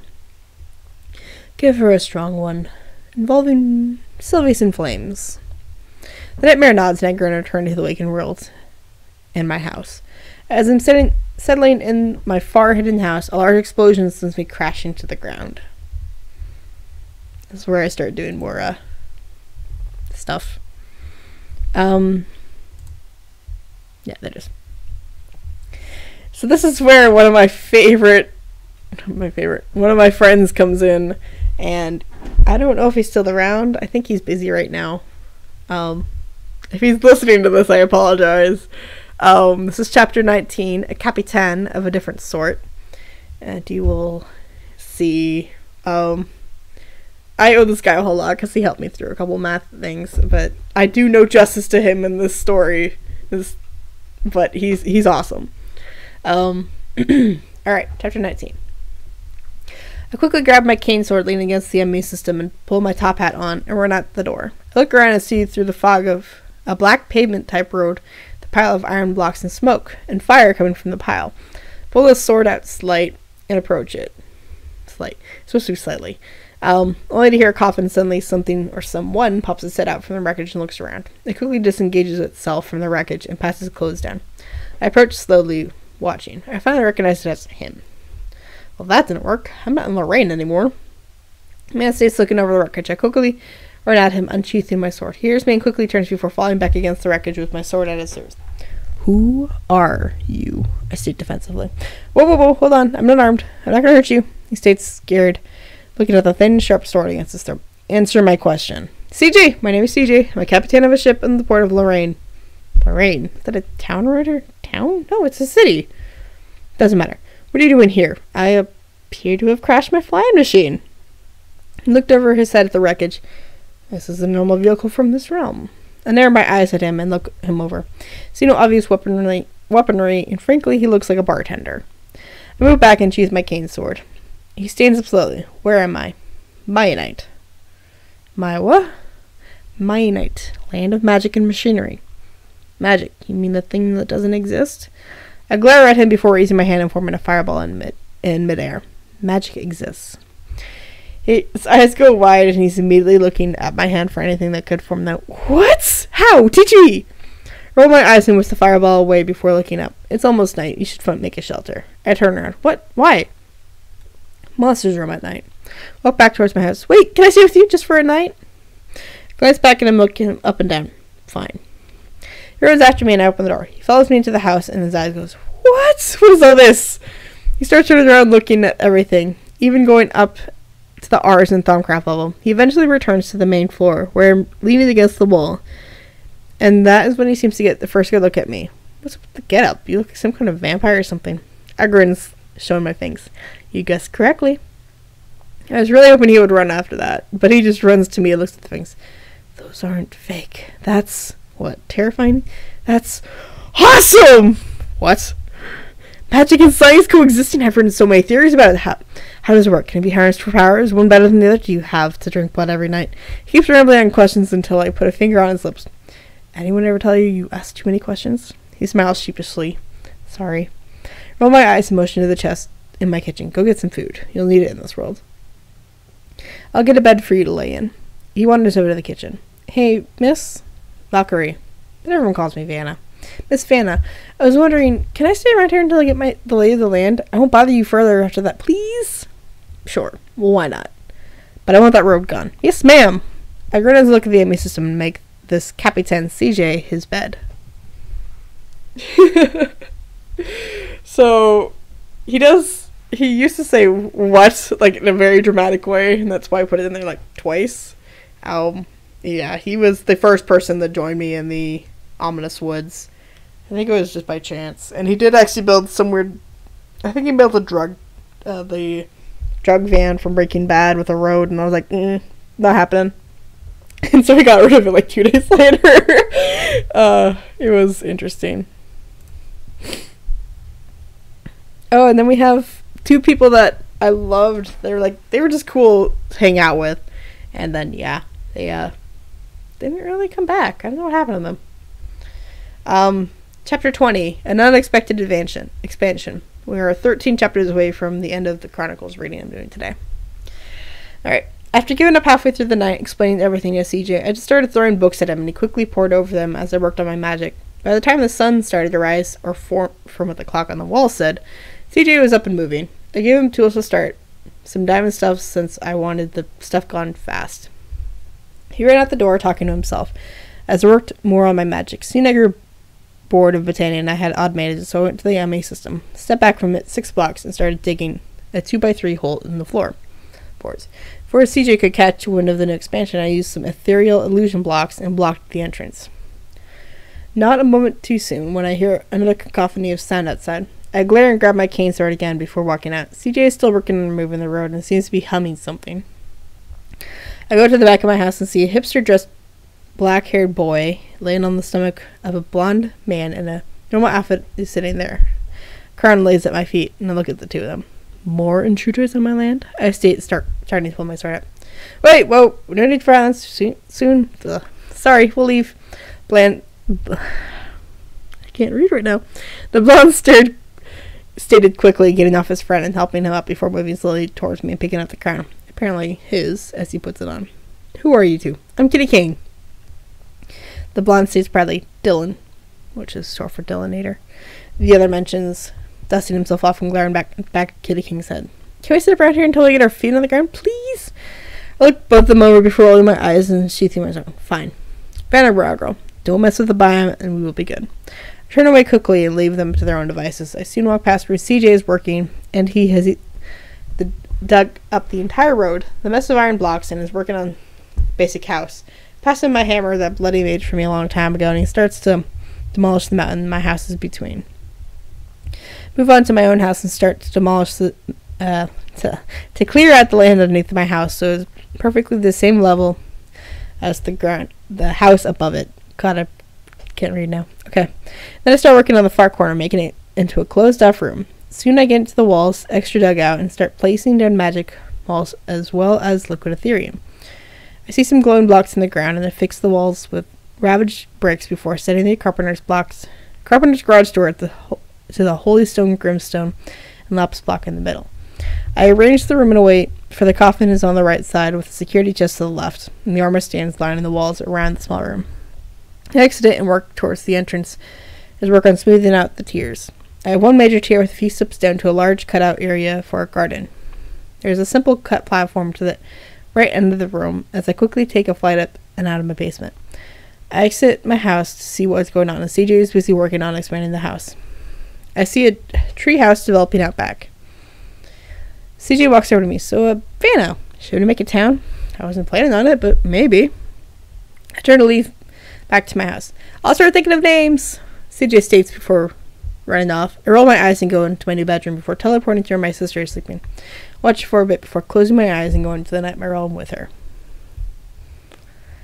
Yeah. So, this is where more drama comes in about a couple chapters. Yeah. Okay. Chapter 21, which is really, really freaking short. Chapter 21, Lamia Rises. Soon, more people move in around me. I'm not exactly happy about this, and I try and scare them off, but they all seem to like me. Eventually, I give in and let them move in. As I patrol around my area, CJ comes running up to me. Hey, I thought of a name. I look at CJ. Oh? It's pretty obvious that this isn't my realm, but the language used in my realm, there was a name for a vampire. Well, an ancient name, since it was scientifically proven to not be something. Give him a look. And Lamia. It's a loose translation, but it means vampire.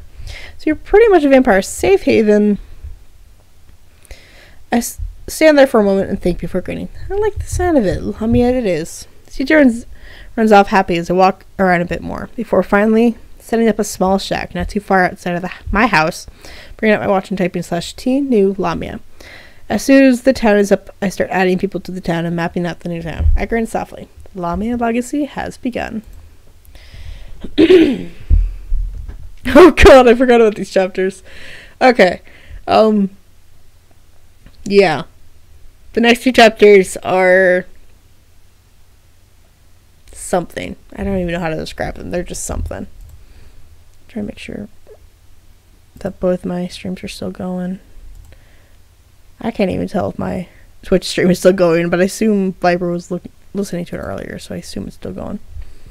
I'm just staring at these guys for now. I don't know what happened here. Like, half my build is all messed up right now. I'll just go here.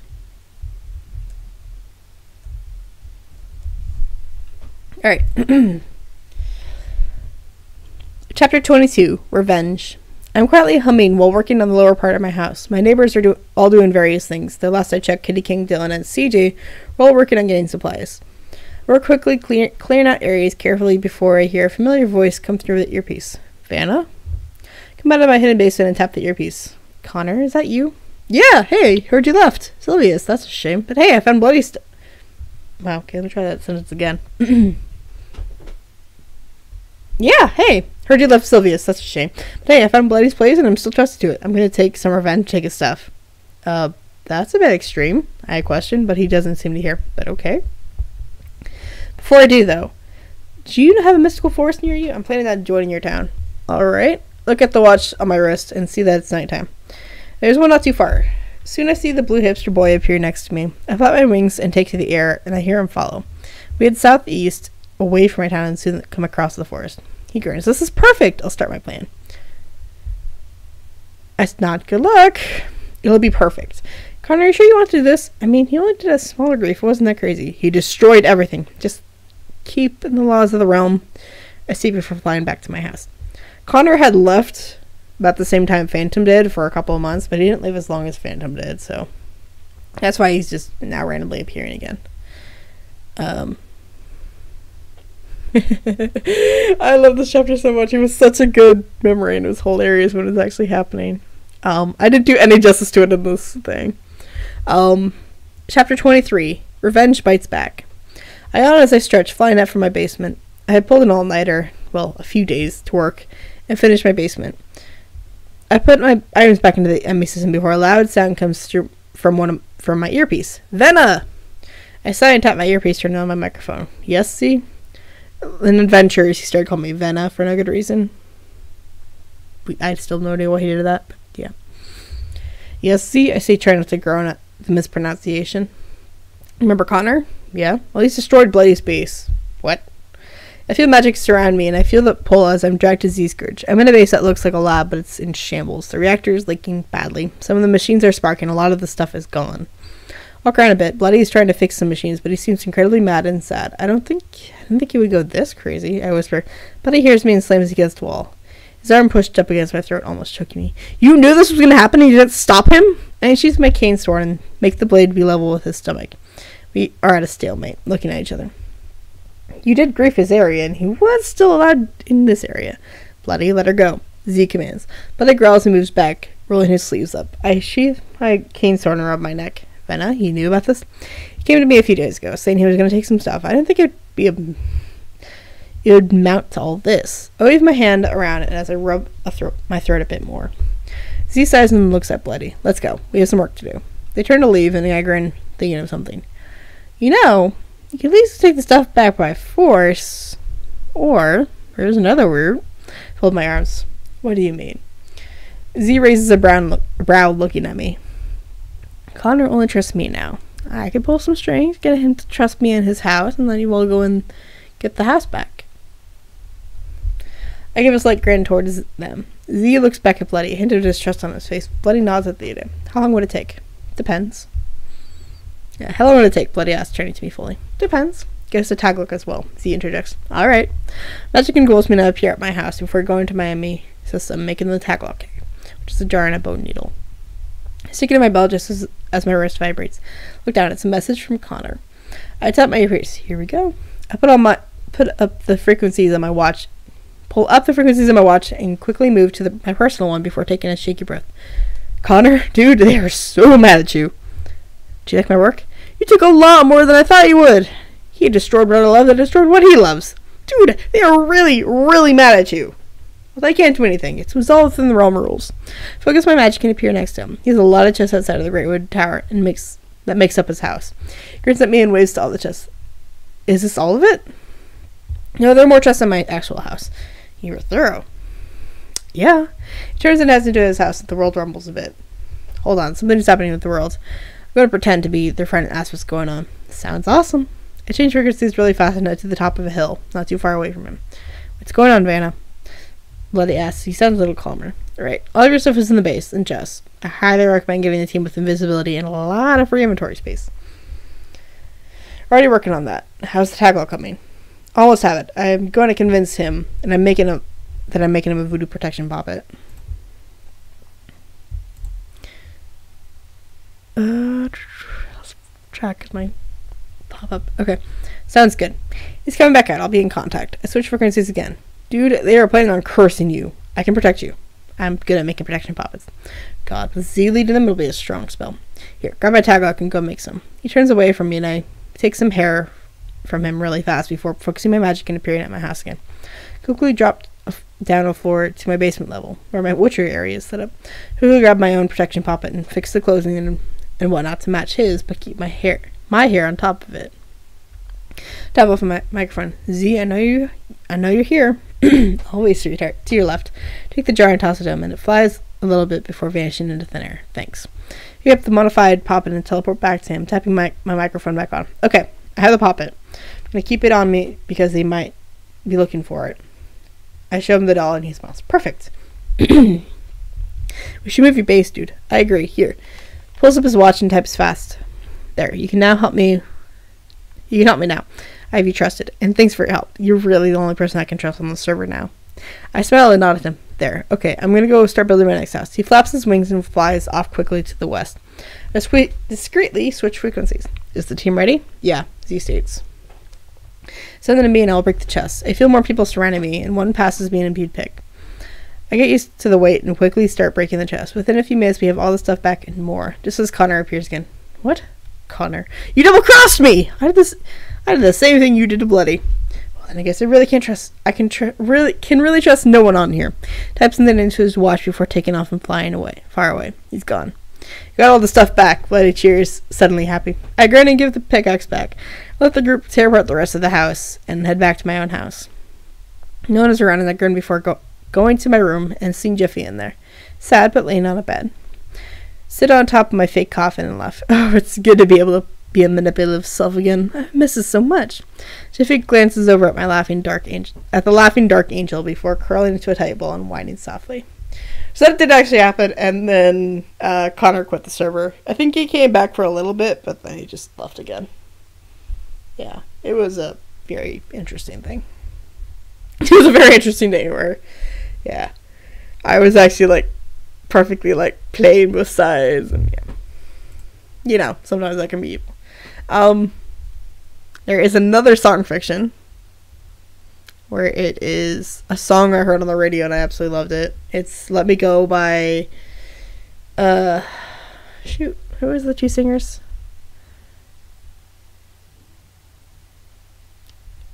I think it was Aguilera and another singer. The gist of it was Z took the dream potion, came to the Nightmare Realm, was looking for Vana. He found Vana. But Vana was like, look, you have to find me in the real world. You can't help me here. You have to find me and then we'll go from there. It's a very passionate love song between the two. In which I actually had to write the description that no, I do not have any feelings, and I've never had feelings for Z-Scourge.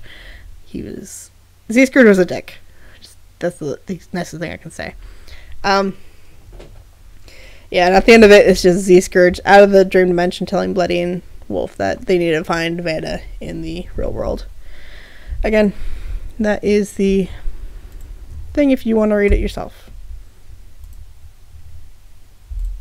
Alright, let's see. There's quite a few song fics in this one, just because it worked so well. So Phantom did come back for a while, and then they went off to another server, Rexit, I think. Yeah, Rexit. Them and a big group of other people went to Rexit. Yeah. Okay. Chapter 25, Phantom's Farewell. Vana, there's a ship coming in. CJ yells from outside. It's been a few weeks since the encounter with Connor. Came out of my house, placing my hat on my head. A ship. I see a giant airship come flying down and settle over the lake that hugs part of Lamia. I see a few figures jump out, some flying into the water, others flying down. I tilt my head and lean on my cane slightly. I notice Z and others, and people from Sylvia's and other places that Vana used to be close to. Phantom approaches me as well. Hey, good to see you again. Phantom gives me a hug, and I hug them back. Z seems mad at me, just wanted to say bye. I ran into a new realm. Z has been reassigned, and he's put Promised Land in your care. We don't know when we'll be back. Well, I wish you all luck. I do try to make it back. I don't like being in control of a nation. I smell the group. Some salute me, others wave, and he just gives me a look before some of the players with the wings pick up others and fly them back to the ship, while others still teleport up. One of them I finally recognize as our friendly AI robot, Ornaxa. The ship starts to ascend, and I give it one final wave and it flies off. Who were those people? CJ asks. Old friends and old town members. I state before heading back to my house. CJ shrugs and heads back to his outline. Going and saying it, remembering that he said that it was some sort of white house, apparently an important building from his realm. I move down to my room, and quickly, before I close my door, I start out my sword from my sheath and turn around quickly. The man I have seen in Vana's memories, Mr. Syntax, stands before me, his arms crossed. Do you really think that sword is going to work to do anything against me? He says in a Dutch accent. It's worth a shot. Look at him holding the pommel tight. He laughs. Z-Scourge just put you on edge. That's good, I guess, if you follow it, idiots. I watch him, but let my sword slide back into the sheath. I've learned anything from Vana is to make my own judgments on people. Don't like Z-Scourge that much, I ask, offering him a chair. He accepts it and I sit across from him. Not really. I tolerate him because he and I work together, but that's it. But it's also the one that got him reassigned. To the new realm? Yep. I'm guessing to just get him away from you. And you. I don't like that pervert. And I really don't like him getting that close to you. Aw, thanks for looking out for me. Yeah. I just don't really like him, so blah. He's gone now. Let's chat about his nation. What do you have in mind for it? I don't know. Maybe you leave it to die and join mine? Talk to my town about it. The man shrugs before vanishing. I roll my eyes and look at Jeffy. He's asleep. I shrug and move the chairs against the wall and continue working on various things. So yeah, they left for Rexit for a while. Rexit was pretty stable. And then, yeah, it was kind of alone. It was not fun. I had CJ and Kitty and all that fun stuff, but yeah. If you guys are enjoying the chat that's going on my screen. I don't know if it's actually showing very well. Alright. 26. We're almost at the end of this section of me reading. The Alliance. I sit Vanna's in between my legs, brushing her hair carefully to get the knots out. I had only managed to get Vana calm by offering her cloth to fix her dress. She was hesitant at first, but soon she got used to it, getting in a rhythm of sewing and straightening. I smile down at her, and she can't see me, but I feel how lonely and scared she is. The nightmare is gone, and I sent it away for a little bit. So how long has it been this time? Vana asks, not skipping a beat. A few weeks. I lie. It's only been a few days. I see. And what's happened? I made a new town. It's called Lamia. Apparently it translates roughly to vampire in CJ's realm. Oh, CJ's my second in command. Met him a few weeks ago. It's rather nice, but very talkative, and asks too many questions. Aw, Val's made a friend. I pull hard on the knot. She cringes. Sorry. Continue. I go back to softly brushing. Syntax came back a few weeks ago. Vana freezes before slowing her pace, wanting to hear everything and not finish her dress as fast. It offered be something. Letting Z-Scourge's nation fall and joining his. Better protection, less perverted flirting. Vana stops sewing and watches the fire. What did you choose? Considering Z-Scourge left with the group to some other realm, I took the obvious path. I raised my hand and let the flames shape themselves into a little bit larger flame, and the image of me and the bartender's CJ appears standing next to my house. The fancy man that we both recognize as Syntax appears before us. Did you make your decision? The fire Syntax asks. CJ and I have been talking. I believe it'd be better to team up with you than to give its dying nation alive. The fire version of me states, good choice. Syntax states before looking down at my watch. I look down at mine. We do some typing before Syntax extends a hand to me and I shake it. Lamia, welcome to the Alliance. The fire calms down and I resume brushing Vanna's hair as she continues to fix her dress. Is Z-Scourge left? Yeah, I don't think he's going to find you anytime soon. Vana freezes completely. How did my minion see? How else was I supposed to protect you? I grin lightly, bringing my fingers to her blonde hair. Vanna's shoulders sag a little bit. As she quickly finishes the repair on her dress, Val smiles and rubs her head toward the pieces of hair. Rips her hair that came out of the knots into the fire. Alright, I have to head back to my normal world, but I'll leave you alone for now. Whenever you're ready, I'm here. Vana just stares at the flames, obviously depressed with knowing she was left alone. Her savior isn't coming. Yeah, so the whole song fic with the whole let me go was the fact that Z promised her that he was coming for her no matter what. He was coming. And it was supposed to it was a plot point meant to demoralize Vana, and that's what happened. So yeah, it's fun. Chapter 27, War and the Insane Wizard. Oh, Lord. This is where another of my good friends comes in, and he's him. There's no words I can describe him with. Alright. I walk around with Syntax. He's surveying the new town and his nation. CJ is somewhat following us, but he seems distracted as he's looking down in the book and drawing and erasing feverishly. Very well built, and the appearance is terrifying. I love it. Thank you, Syntax. I smile at him. He offers me a hand again. I shake it, and he brings me into a hug, seemingly smirking at someone. I freeze as he hugs me, and before I can push him off of me, he's gone in a puff of smoke. I hear a growl behind me, and I turn quickly to see CJ back up into the side of my house, and just beyond him is Z-Scourge. One of his hands is a claw, and he's fuming. I relax and look at him back. Look at him already back. No, look at him. Already back? I can read. So, I'm going to interject here. Part of this argument was actually an argument we had over TeamSpeak. It was awkward, and the best part is CJ was just awkwardly sitting in the TeamSpeak with this argument. So it's like a mom and a dad were fighting the kid in the back seat. It was just, I felt so bad for him. But yeah, so it got intense. This first part obviously was not part of it. Yeah. I came back to this Scourge. I came back to bring you into the new realm. It's much safer, but you're already flirting with the devil, I see. Flirting? Sorry, that's not what I do. I do what's best for my town.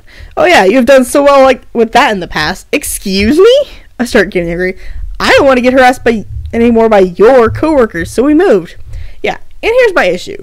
You left your town without talking to anyone, and I was cool with the whole lone wolf thing, but then you made a new town. I didn't do anything about your old town members. You left them. I left them because we already had to move once because of Hezkar. I know how much of a pain moving is, and I don't want them to move again. Stay in your old town and create an outpost out here. But I really hated it when you didn't talk to me or anyone about how you were feeling. That's what we were here for, so we can talk. You didn't make any indication that you were feeling bad, and you just left one day. Because that's who I am. If I'm not comfortable in a place, I leave. If I feel like people don't like me, I just move away. That's who I am. I don't like talking feelings because that's not who I am. So if you don't like it, then leave me alone, because that's who I am. It's a beauty of silence. I glance at CJ and he looks nervously between the two of us. You aren't the same person I loved, nor will you ever be again. Go be with that devil. I declare war on the Alliance. First target is you. Z vanishes in a theatrical puff of smoke. I growl and stop my foot before taking a breath. CJ moves slightly away from me. I take another breath, and I'm about to say something to CJ, but I'm interrupted. Pause. Yeah, this is the first time I had a war start between two nations. I really wish I could say this was the last time, but it's not. You'll see that later on. But it's, yeah. Back to the story. This is a bad time. CJ looks up into the small hill, and I slightly turn my head to where it is. It's a gentleman in a black robe. His head is just barely poking out from his hood. CJ coughs slightly. Vana, I'd like you to introduce you to Nesna. He was wondering if he could join Lamia. Clear my throat. Hello, Nesna. It's a pleasure to meet you. I'm Vana. I know. And such magic coming off of you. He approaches me and walks around me, looking me up and down. Glares at CJ and he shrugs. Yes, I would like to join your town. It'll be fun? Yes, fun. Nesna states before walking a few steps from me. Right. I would gladly welcome you into Lamia. I pat down my dress a bit. Yes, Lamia, vampire. Ooh, I'm a thaumaturge and a witch. I'll sit up. It'll be fun. Walks away murmuring. Nesna's a bit insane. Don't leave me alone with him. He scares me. CJ murmurs to me. Doesn't surprise me. He's a thaumaturge. They're usually insane, but they are really powerful. We can use them if we actually break out into war. I see walking back towards my house. CJ follows, but then breaks off for his own house. Yeah, I really have no better way to describe Nesna. He whisper yells. He's kind of insane, but, you know, we love him. Yeah. Oh gosh, I forgot about this. Okay, yeah, this becomes a big story thing for the next couple chapters. Next couple. I say the next couple, I mean the rest of the story. Chapter 28, Syntax Girl 13. I drop off the patch of taglocks at Nesna's tower he is creating, before yawning and walking back towards my house. I see CJ talking to two people not too far outside of my house. I take a breath and walk over to the group. One of them I recognize as a girl who joined the town a few days ago, Flower Moon, and the other I don't know. It's a tan-skinned gentleman, a very cliché adventurer's outfit and shaggy brown hair. CJ, are you going to introduce me to your new friend? I asked, walking up. Vana, I was trying to find you, actually. This is, CJ starts to say, Seg. My name is Seg. Nice to meet you. Lovely town. I've been hearing so much about it. From CJ. I hope that you have room for one more. Seg grins and nods his head respectively at me. Look at him and glance at CJ. He shrugs.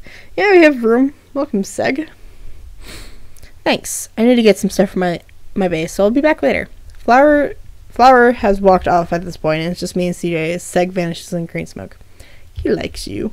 CJ grins and winks at me before turning to welcome me. Wait, what? CJ only snickers my way. Pause. Yeah, there was a whole thing in TeamSpeak with CJ and a couple others who thought Seg had a humongous crush on me. It turns out he did not, unsurprisingly. But somebody else did, which you'll see now. Story. He better not. A voice appears behind me and makes me jump in my skin. I take a breath and look at Syntax, who is standing behind me. He doesn't. CJ's just being silly. I say before walking off towards my house. I feel Syntax follow. He follows me all the way to my room. Gotta admit, I like your room. He leans against the wall, looking down at the little version of me. Where did that come from? Oh, my little child. I don't know. She just appeared here one day. I give her a stool and she just sits here watching me. Kinda creepy, but she enjoys cookies. I sit glancing over my shoulder from my MA system. I see through the mirror next to me. Syntax glances at the kid before making a cookie out of the thin air and handing it to the kid. Oh, I got a new coat today. Oh, it's just not blue anymore. Nah, it's red now. Care to show me? I asked, turning to him. He's already taken off his armor. After it's all off, I walk over to him. Did you just dye it? No, I got a new one. Wasn't easy to get. I pick up the fabric and feel it. That's when I hear the garage door or my bedroom door opening. I freeze and even Syntax freezes for a second. Look over in his fire. I just want to ask you a question, but I appear to be in the middle of something. She backs out slowly. It's not what it looks like. I state, releasing a shirt. The only response I get is from her is a giggle before she's running it. Seriously, can people stop doing that to me today? I run after her and I hear Syntax follow. Sweet. Soup. Make it out of my house just in time to see Nesna and CJ listening to Flower. Syntax girl, totally shipping it. Oh, you've got to be kidding me. I state. Nesna and CJ look at each other before laughing. Syntax puts an arm around my shoulder. It's what the people want. I push away from him. No, just no. I grumpily walk back into my house. I spend a few hours playing with the child, Jeffy, and then making things better before I realize I left something I needed my Thaumcraft floor. I quickly fly out of my basement and take the elevators up. Before I know it, I'm tripping over a boat. I look around my Thaumcraft floor. Besides the scattered supplies, I see at least 10 boats and a sign. I stand up carefully and read the sign. The shipmaster has arrived. I groan and punch the sign, breaking it. Okay, yeah. As much as I hate to say this, is exactly how that conversation in chat went. Because I was sitting there, like, talking to Syntax, or Loki, as he comes later known as, and he took off his armor to show me something, and we were just awkwardly in my room, and Flower opens my door, looks at us, and go, I'm interrupting something. I'm gonna go. And then she flew out of my house, and said to CJ and Sag, and I think a couple others, was like, Syntax girl, I'm totally shipping it. And that is exactly how it went, and that's how that stupid ship started. And then, yeah, Nesna put boats up in my Thaumcraft area, and said the shipmaster has arrived, and I'm just like, I hate this. Yeah. It gets even more awkward later on, trust me. Alright. Chapter 29, Baby Cats. I had no other way of naming this chapter. That was the best way I could do it. I suddenly awaken, confused at when I went to sleep. I sit up and look around. I'm in the Botania area. The Terror Shatter not too far away. I pick it up and stash it away. Must have fallen asleep while working on the Terror Shatter. I stand up and brush down my dress and head for my room. I land carefully in the basement and walk to my room, opening up the garage door with a yawn. Go to the ME system immediately, take out a few cookies, and turn around to the two children behind me. I yawn and turn back to the ME system before I go wide-eyed and turn around to the two children who are evenly splitting the cookies. I just provided them. I step back with a scream. Not only is it my child, but now it's Syntax's child. A few minutes later, CJ appears at the door. What happened? Are you being attacked?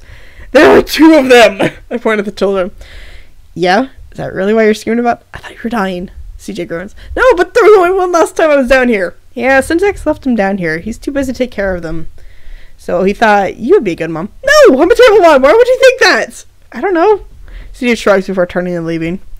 I sigh and look at the two children. They grin at me. Why do I have a feeling you're going to cause me issues? I look at Jeffy. He seems to be snickering. You quiet. Jeffy winks at me. I turn back to my MA system working on making the extra items necessary to take care of the children. I work for about an hour before turning around and jumping at the sight of Syntax relaxing on my closed fake coffin. Can't people stop scaring me today? You're just jumpy. Syntax grins. I see you're taking care of my child. That's good. I glare at him and hand the kid some juice I had in my MA system. Syntax stands up and crouches in front of Jeffy. seemingly playing with him as I turned back to my aim system. Oh, Syntax, I had a question about the world. I turned around holding open Vana's compendium. What spells do you... Syntax, are you okay? Looking from the book. Syntax stands up. Yeah, why? Dude, you have a tail and ears. I take my mirror off the wall, stashing the compendium in my book clip, and holding the mirror up to Syntax. Syntax rubs his ears and swishes his tail back and forth before he spreads some more fur all over his body. He falls to his hands and knees in pain and does a small groan as I watch the face elongate and grow fur as well. I'm in a stunned silence, and even the children aren't fussing anymore. Syntax, are you okay? Put the mirror aside and kneel next to him. Syntax looks up at me with gold eyes and a cute little pink nose with whiskers coming off him. He winces as his hands turn to paws, and as well as his paws burst from his shoes. At this point, his clothes, including his new jacket, are in tatters. I offer him my hand, and he accepts it, and I stand there. I stand, then help him stand up. Lean back up the coffin. What just happened? It appears I just got a curse of some sort. Not the usual kind. It's when someone's made up. Only strung, which I know is Z-Scourge. We growl together. He winces at some last pains before looking at himself for. What did you turn you into? I asked, looking my red-furred friend up and down. Mirror? I'll go over to the mirror, pick it up, and bring it back to him. He looks at himself. Cat. Specifically a lynx. Out of everything, he turns you into a lynx. Not a gecko or something. Hey, don't jinx me. He looks down at the tattered clothes before making them vanish, which makes me avert my gaze immediately. This is not going to look good if somebody comes in. I say, clear my throat. True, but I don't mind. Clear my throat again before putting my ear away again. The fur covers it. It's fine. Fine. I look back at him and he stands and flexes his paws. I can do some serious damage. You can do some serious mischief like this. Cover my face with one of my palms. Please don't. I need an appropriate name. He takes a minute to think about it, then grins. Call me Loki. So this is the birth of Loki the Lynx when he changed his name. I think Ice Girl's having some issues. Okay.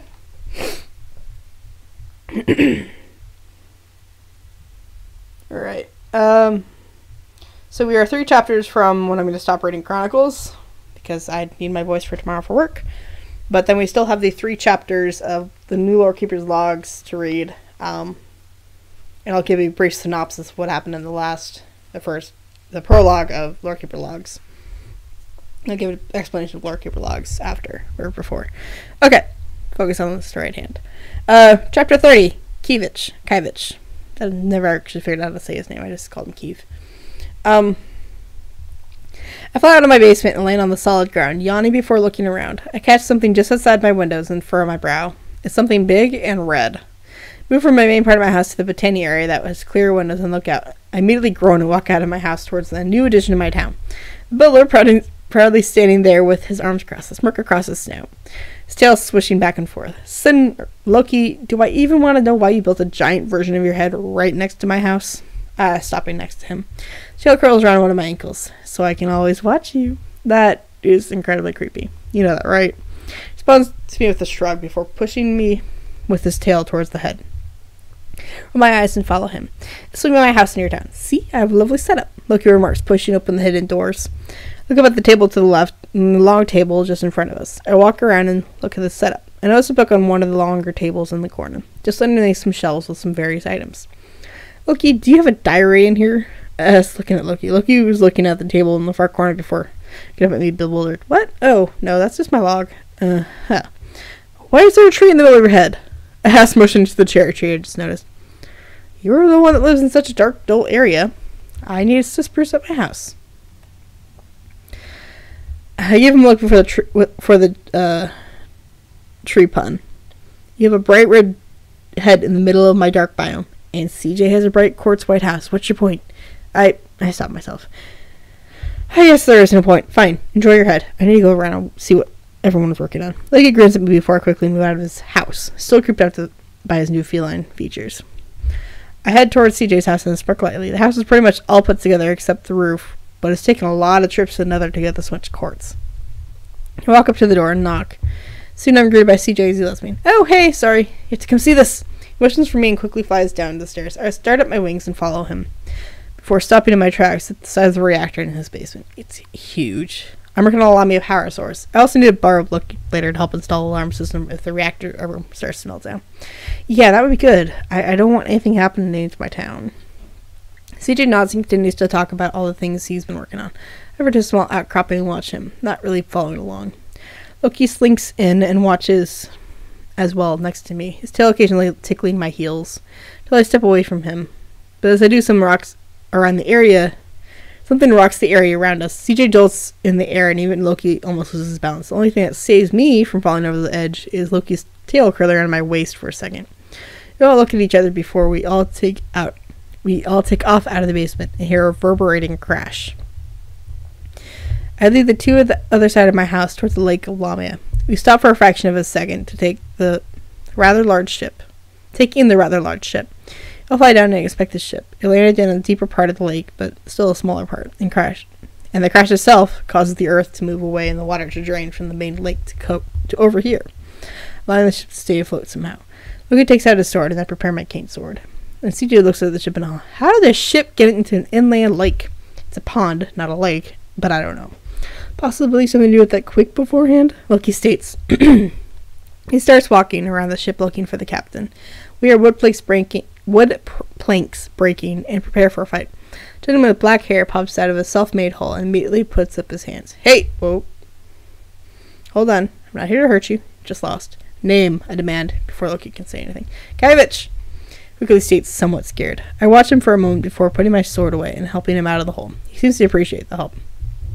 Loki, weapon down. Loki seems to hiss under his breath and puts the weapon down, but not away. Where'd you come from? CJ asked, startling me and Cute. I had forgotten you had followed. I was sitting on a large ocean. I went down to my quarters to grab something. Next thing I know, I hear a large sonic boom, and I'm buried by part of the ceiling of my quarters. This is a large ship. Where are your shipmates? CJ asked while still looking around. I have none. They abandoned me at the last port. We were on a treasure search, but after a month of sea with nothing to show for it, they ditched me. But I decided to try for another month. Wow. CJ remarks. I glance up at the sky. Come on, it's getting dark. Even if my town is safer from the monsters due to the wards, it's still dangerous out here. You can stay with me for the night, and tomorrow I can help you with your repairs of your ship. Loki vanishes in red smoke, and CJ and I each take one of Kivich's arms and take flight before setting down at the front of my house. CJ heads off to the house, and I motion in for Kivich. Kive hesitates before going to the house. I follow and prepare some food for him. I realize I'm starting to slur my words now. Okay. Sorry, I saw the next chapter. This chapter, I remember this day, and I hated it so much, but it's such a good thing, and it gets called back later on in the story. Loki gets bored sometimes, and when Loki gets bored, he actually acts like Loki. We will go with that, and you will see why. Most of the events did actually happen as it's written in the story, just with a bit of a, just a bit of a tweaking, but it was a day. It was a day. Chapter 31, The Bell Conspiracy. It's been a week since Kai had arrived, and he has not only joined Lamia, but quickly got into the flow of things, even becoming a vampire himself, another of my minions. He has set up a house not too far from his ship and has been working on repairs to the ship relentlessly. CJ has been working hard on the turbines for his reactor to amplify the power for the town. I, on the other hand, have been working on some new armor for myself, the strongest in Botania, pure Terra Steel. It's taken a lot of time, but I finally made up half the armor. I look out across the lake one last time before shaking my head and heading back towards my house. Hear a faint ping, and I look around before shaking my head. CJ must have dropped something. It's one of his tools. I open my door and let it close behind me before going to check on how much mana I've accumulated. I hear another ding, and I look around my house. It's closer this time. What the nether? I stop at everything and listen. There is no sound. I shake my head and check my mana. Almost half a mana pool. I put some more coal into the dispenser for my thermal lilies before heading down towards my room. I hear the ding again and stop beside my Witcher altar and look around before turning on my earpiece. Loki, did you do something to my house? No. Loki's voice comes through innocently. I sigh, never mind. I start towards my room and hear two dings. I look around. What is the nether is going on? I go to my room. We'll just say it wasn't saying nether. But yeah. Go to my room and the children are cuddled up next to Jeffy, asleep. Jeffy is watching me, a slight grin on his face. What are you grinning about? See before hearing 3 more dings. Look around quickly. Fly around my house before signing and returning to my room. Loki is sitting on my coffin watching me. You did something. What are you talking about? The stupid bells! You're up to something with those bells. You're making them ding around my house and then driving me insane. Loki gives me a worried look. Have you slept enough? Loki? Oh, hey, Vana. Anyway, Loki, can you help me set that alarm? CJ asks as the door to my room. I hear another ding and I put my hands on my face. I swear to the gods I will kill you, Loki, if you did something to my house. Vana, are you okay? CJ asks, glancing at Loki. The bells are driving me insane. Bells? You don't hear them? Look at him startled as 3 more dings reverberate around us. No? CJ asks, very confused. Even Loki looks at me like I'm insane. Both of you, get out of my house! Men look at me confused. Now! Get out! I yell out angrily at them. CJ moves back fast, leaves. Loki vanishes in a puff of red smoke. Sit in my room, sighing and listening for the pings. I hear something very familiar as I move towards my experienced berry bushes. I hear digging. I take out my pickaxe and start hacking into my walls. Nothing but stone, limestone, and bits of diorite. I go and lean against the corner as the sound of bells hasten around me. I close my eyes listening to the torment before I realize something. Digging was dirt, not stone. I stand up and fly out of my house immediately. I go to the side near where I hear the dinging below. I see some flecks of dirt in the grass. I quickly dig it out and find a hole. I travel down it, and just as I turn the corner, I come face to face with Loki. Oh. Well, then I was hoping I could get another hour of laughs from you. You... Loki! I take out my cane and smack him with the handle before I'm pushed against the wall by him. I take off down the dug passage he made and start moving redstone dust, breaking the bells. Before finally coming back to the beginning of the circuit, climbing out of the hole and laying on the ground. Loki follows and sits next to me. You are the definition of a jerk. I'm Loki. What do you expect from me? He laughs and lays next to me and whispers, The Bell Conspiracy will never die. I punch him in the shoulder as I reply, too tired for much else. He set up nearly 30 bells perfectly in line with the design of my house, so that when I would be in any room, I'd hear ding, ding, ding, ding, ding, ding, ding. It was the worst thing in the world, and it took me an hour. And he actually, he got CJ in on it to pretend that he didn't hear anything. They were hearing it, they were just being jerks about it. So yeah, that was, I think I spent nearly an hour on that, and yeah, it was something special. Yeah, I hated them for it. Try to get a new thing for you guys to look at. Okay, we're almost there, guys. I'm surprised 3 of you are still here, but you guys probably just wanted background noise. Okay. Okay, this is when, I'm not even going to give a preface to this. This is just a story on its own. Chapter 32, Berries and Romance. I casually adjust the now invisible armor I'm wearing. The tear is still a lot heavier than my normal vampire armor I had been wearing, but I'm getting used to it. I stretch and yawn before looking around. I jump as a very loud siren happens. It cuts out a few minutes later. I roll my eyes as I know Loki and CJ have finally installed the warning alarm. I look down at my watch and pull up the chat, just wanting to see what is happening. School leader. Whoever is throwing berries at me and trying to lead me on my claim, stop it. Wow, girl. Someone's trying to lure you out of your claim? School leader. Yeah, and it's annoying. Need help? Please. I kick my magic to him and I'm pulled away from my dark house to a house. Luckily it's night, so it's safe, and I walk out to the guy's house and follow the trail of berries. I soon find a sign at the end of the trail. Come play a game, school lure. School lure. I look around for anyone hiding, but before bringing my chat up and typing. School is busy right now, but how about you can play a game with a goddess? Which is kind of a silly thing. Nothing happens. I shake my head and return to the guy's house. As it starts to become day, I casually chat with Skull when a blueberry appears in my lap. Pick it up and look around before I see another path. I follow it until I reach the edge of Skull's roof. I look around and see a sign not too far. I quickly run for it. I feel the burning, but I pound it out as I arrive under the tree. I squint at the sign and finally make it out. Hello, goddess. I can see your beautiful red hair. You want to play with me? I look around again. Wow, Girl 13. What? Oh, sure. Leave Skull alone and I have a town. You don't need to bother Skull to get me. I shake my head before running back for the cover of Skull's roof, patting at the flames again. You okay? Skull? Yeah. Yeah, just vampire's hard. Break into casual conversation again. It's not until the night when raspberries are dropped into my lap. I look around and see a new trail. I stand and follow the path yet again. Seen him led to a sign. I'm sorry, my goddess, I forgot about your vampirism, but I will leave school alone if you'll be mine. After the last of the message on the sign, a book appeared in front of me. Picked it up and opened it.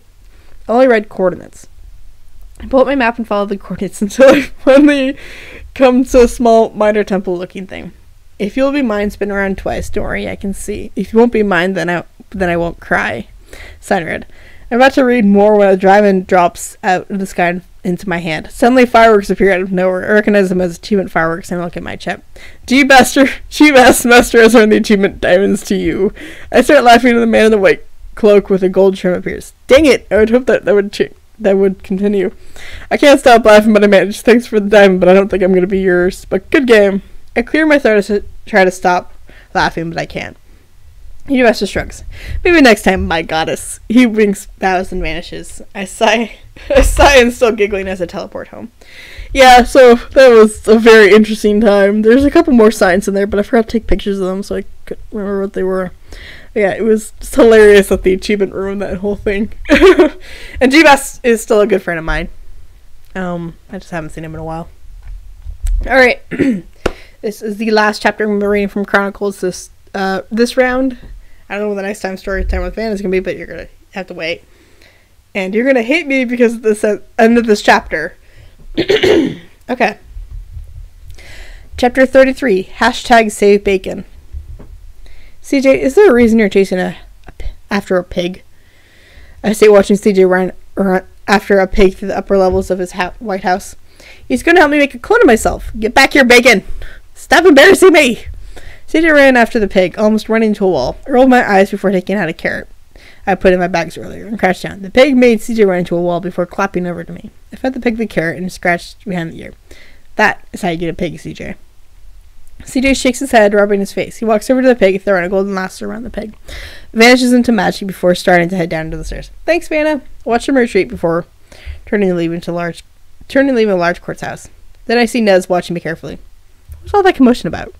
CJ having problems with the pig. He's gonna make a clone. I saw walking down the stairs, muttering under my breath. Like we need another one of him. He's enslaving a pig? Nez states his eyes narrowing. It's just a pig. I shrug. I'm gonna save that pig. I heard the bridge of my nose. I'm not getting involved in this. What does he call the pig? Bacon. That's # save bacon. Nez flies off towards the tower. I shake my head and head back into large court's house, flying to the basement. I see Bacon on a treadmill in the corner with the tank already working on piecing a copy of him, piece by piece. That's disgusting. It's so cool. Now if I die, I don't actually die because it'll be my clone dying. It's infinite me!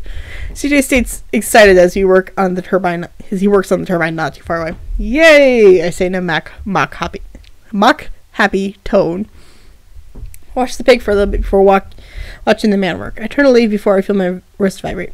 Nez to me. Are you ready to # save bacon? You to Nez. I am not a part of this. Nez to me. Yes, you are. We're going in a few things. You to Nesna. Yes? No! Nesna to me. Too late. I hear a commotion from my front door before I see Nesna flying down. CJ looks up abruptly and Nez flies towards me, throwing me a golden lasso. Look at it and then Nez flies directly at Bacon. CJ flies towards him to intercept. Get away from Bacon! He's mine! All the pigs deserve to be free! Nez yells, Whisper yells. Before Nez or myself can lasso the pig, CJ swings his sword and kills the pig swiftly. He's just bacon! It's food! It doesn't matter! Operation failed! Run! Nez grabs my arm and hauls me after him. CJ shakes his head at us. I shrug it out of Nez's grip. As soon as we are out of the court's house, I smack the back of his head. It's Nez's head. It lets me go, ow! If anyone asks, I was not involved in any of this. I throw his lasso back at him before grumpily walking back to my house. I sigh and slightly fall down the wall as my door closes. I go back to working on my Botania, doing nothing really, just calming down. Hear a knocker on the window next to me and look up. Nez is there holding a spectral pig. We saved him! Nez giggles insanely before running off with his spectral pig. Put a hand on my face. A really loud noise brings my hand down and my face up. It's the warning siren. No! I run towards my basement, knowing I need to save Jeffy from whatever is going to happen. As I fall down the hidden blocks in my floor, I fall more than I should. Pain starts to engulf my senses. I'm falling into the void. Ta-da! Okay. Yeah. That's the end of chapter 33. If you want to read on ahead, you have the volition to go ahead. I won't be reading ahead. As you can tell, my voice is killing me right now. As we're going to stop with Chronicles today. And I am going to pull up my document. That's not what I meant to do. I'm going to pull up my document for Lorekeeper Logs and give you a very small idea of what was happening. So in chapter 1, we were introduced to Lorekeeper. Lorekeeper is a mage that was from a different dimension, and she appeared badly in a new dimension with her house, which is the thing we've been staring at for the last like 20 minutes. It created a huge come on, load. A huge hole all the way down to void with her house just chilling there. It wasn't intentional. Somebody had messed up her casting, and this lovely lady right here is the Lorekeeper, the girl on the right. Yeah, okay. Alright. Lorekeeper Logs, Chapter 2. The Players and the Staff. So this is connecting to another story, the Memoirs of Reborn, which is going to be the next installment of the Adventures, Chronicles, blah, blah, blah. The next installment of the Vana Wild Girl stories. And this does actually connect to the memoirs. I've uploaded that part, I'm just not reading it yet. Yeah, so this is how you connect. It's still the same POV as the Lorekeeper, so it's going to be I's and me's. And here we go. Chapter 2. The Lorekeeper Logs. Let me verify that. A look at the floating relics and books on the 3rd floor. The 4th floor is completely gone. All that remains is burnt stone, burnt leaves, and floating relics. This is what she's talking about.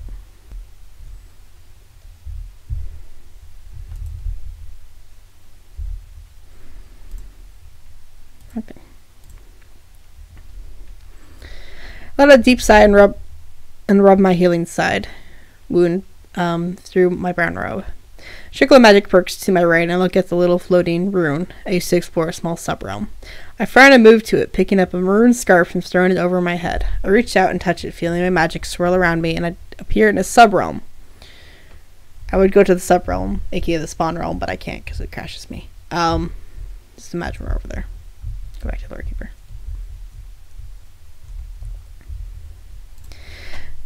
Keep clicking the wrong thing. Look around the small four areas in the immediate vicinity, reaching out with my magic to find the source of the other magic. Feeling nothing, I shake my head and move to the white area and check the portal I have been working on. Go to raise my hand when I hear a faint hum start to build up in the sub-realm. Quickly run behind and hide behind a wall, for the hum continues, piercing, and ends in a huge explosion, a collection of screams, and the sound of wood crashing into dirt and stone. The main magic dissipates rather quickly, but I feel other magic still floating about with whatever large structure just crashed into the world. I work my magic to float just barely so I can see what has happened. There's a huge ship crashing into the world, and I see little people moving about, as well as latent magic being dismissed and reabsorbed.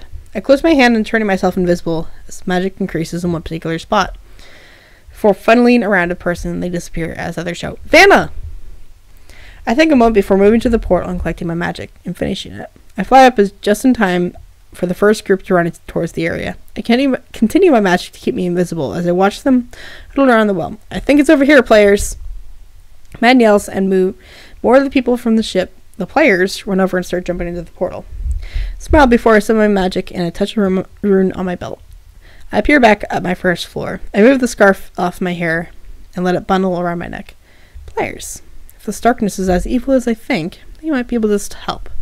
Continuing to think a moment, before I quickly move aside as a dagger lodges itself into one of my bookshelves right where I was standing. I turn to look at the assailant, my magic already sparking to life in my hands. The assailant prepares another dagger. Feed the void. So she's down here basically, and the dagger goes in there. Doesn't really matter where it goes, but yeah, it does. I want to know what happened here. I really do. Right. Chapter 3 is confusing because it has a split POV, so it goes from one person to another person, but I'll explain it when we get there. Phosis.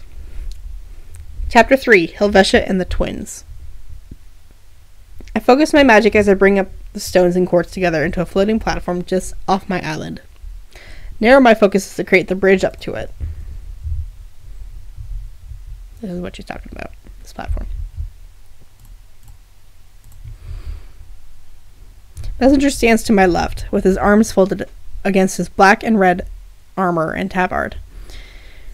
And you really think these players will be able to hold up against the subjugator and his forces? He asked, continuing the conversation we were having as I finished the platform.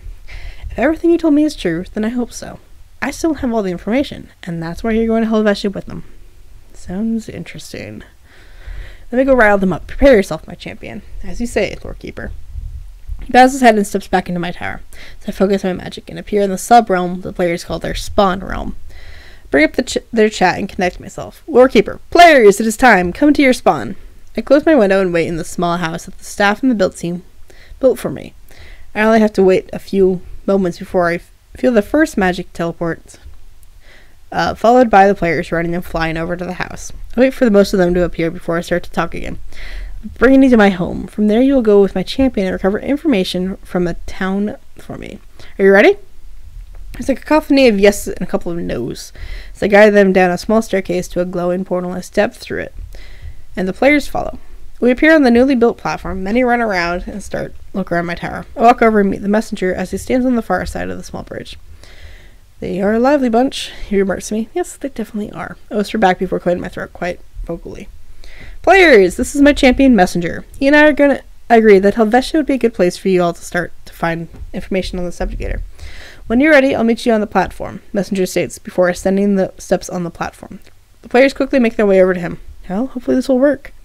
I have faith in you, even if you don't have faith in yourself. I smile at him. He looks at me a bit before nodding. Thank you. I smile more as I raise my hands and purple magic swirls around the group before they disappear away. Take a breath and return to my tower and walk off back to my studies. Okay, so I'm actually going to get us over to Helvetia, but I'm going to first show you this is Messenger. He's in different armor right now, but that's explained in chapter 4. He has new armor, but yeah, this is him. I'm going to see if my pixies still work. I don't think they work, but we can try. No, they do not work. Okay. If I remember correctly, do I have it on my map? That's the wrong map. Still the wrong map. That's the map I want. There it is.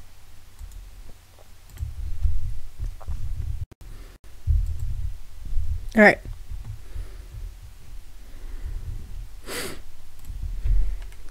This is the POV switch to Messenger, so now it's the guy.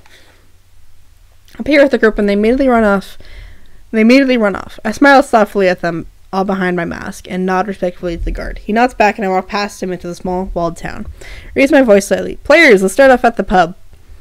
Some look around confused before heading out to the long building. Some go there immediately and a couple just ignore me. I move to the long building and walk in with the players. Steiner Fitzgerald waves at me and we speak briefly before he mentions his wife, Arjuna. But he gives me a warning to stay away from Jibs, who is drunk in the corner. I take his advice as I move to Arjuna and ask her about the rumors. She answers, though not sure of her answers. So, no one really cares, but I'm showing you guys what the builds were.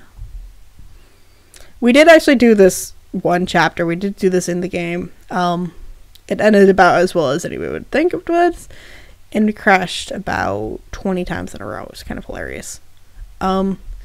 So there is Steinar, who's a very tall dwarf, because I didn't know how to make the new dwarfs. And here's Arjuna, and that's Jibs. So Messenger is now talking to this girl.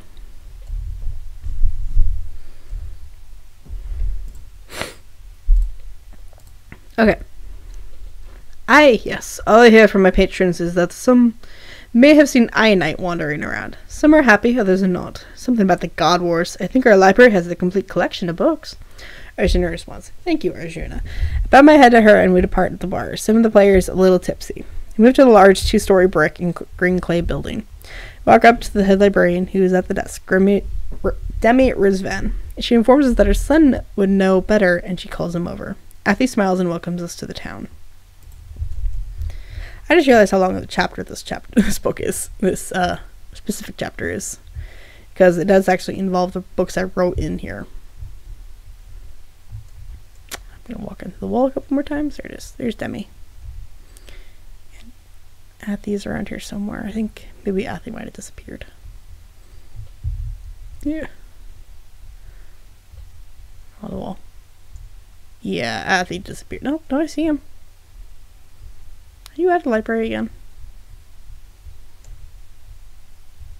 There he is. There's Athi.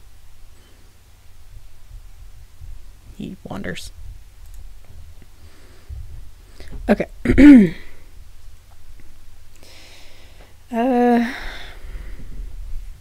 God Wars, do you still have the books? I ask. He nods. We do, and an anonymous donor just granted us the full collection. The first 4 books are in the cubby on the bottom floor, and the 5th is in the cubby on the first floor. For some reason, we are unable to move it. That's odd, but thank you. I respond and follow the players to the cubby on the first floor, and read over the shoulder of the players. So this is the cubby. You would have been able to read all 4 of the chapters here. So I'm not going to open the books because that's a bit more work than I have time for. Part 1 is Historian Kezia. The gods kept the world in peace. Mianite watched over the overworld, keeping the things growing in plenty and keeping the towns in perfect harmony of peace and war. Dianite watched over the nether, keeping the souls of the dead at peace or bringing them back with resurrection if they were still needed. He kept the cycle of life and death in perfect harmony. Mianite watched over the end, keeping the worst of the offenders in the void, while also keeping the ender beings in harmony with others, allowing them passage to the overworld if they needed supplies. Many of the overworld denizens were afraid of these ender beings, as well as the monsters that came out of the darkness. The gods had no control of these beings. They were something else. These monsters are what started the war between the gods. Mianite blamed Mianite for not teaching the overworld denizens that the enders were friendly. You have taught them wrong, she exclaimed, upon another night of the people being slaughtered. Your people should not be coming to my domain, he yelled at his sister. And you, brother, should hold your own in your dimension, he yelled at his brother. These monsters are not mine, brother. I control only the souls. Nothing leaves my domain except for my scouts. Dianite yelled back at Mianite. The gods fought the ground, and the ground quaked. The water rose and fell. It was chaos, and the denizens of the realms were caught right in the middle. Move to the next book, Part 2. Historian Zilhapa. It's supposed to be Zilpha. I don't know why it's Zilpha. From the beginning, the war ravaged the lands and their people. They didn't know how to react. The gods they had worshipped, why would they just be destroying their own work? Please stop, they yelled. The gods did not hear them. You are destroying your work, they screamed. The gods ignored them. We will live in harmony with all beings, they begged. The gods continued to fight. Soon all the people had was, if they prayed hard enough, they could get some minor protection for a small time. People died, famine raced across the lands, and the enders left their land more and more. The souls started wandering away from their domains, all following the same path to the overworld, the place where they used to live or where they could get supplies. The beings tried to be nice to each other, but the souls turned on their brethren, jealous of them being alive. You waste it, they screeched. The overworld denizens fought back the specters. We live our lives, they yelled. They fought for their lives. The enders saw that the unknown monsters were getting what they wanted and not bothering the enders in the least bit. Soon the enders learned to team up with them. It was their only way to survive. The monsters didn't mind and welcomed their new friends in. The enders soon evolved along with the monsters. They grew stronger, smarter, and soon some became undying. The monsters terrorized the overworld denizens as well. The overworld denizens were fighting the war on 2 fronts, and they were not winning.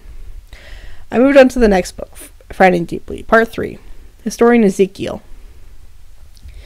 Soon, even the prayers were not helping anymore. The people had a thought. The denizens turned to the different magical orders to keep them safe. The land is being corrupted. Please save us, they pleaded with the Ordo Magnum. We'll keep the corruption at bay, they promised. And they did.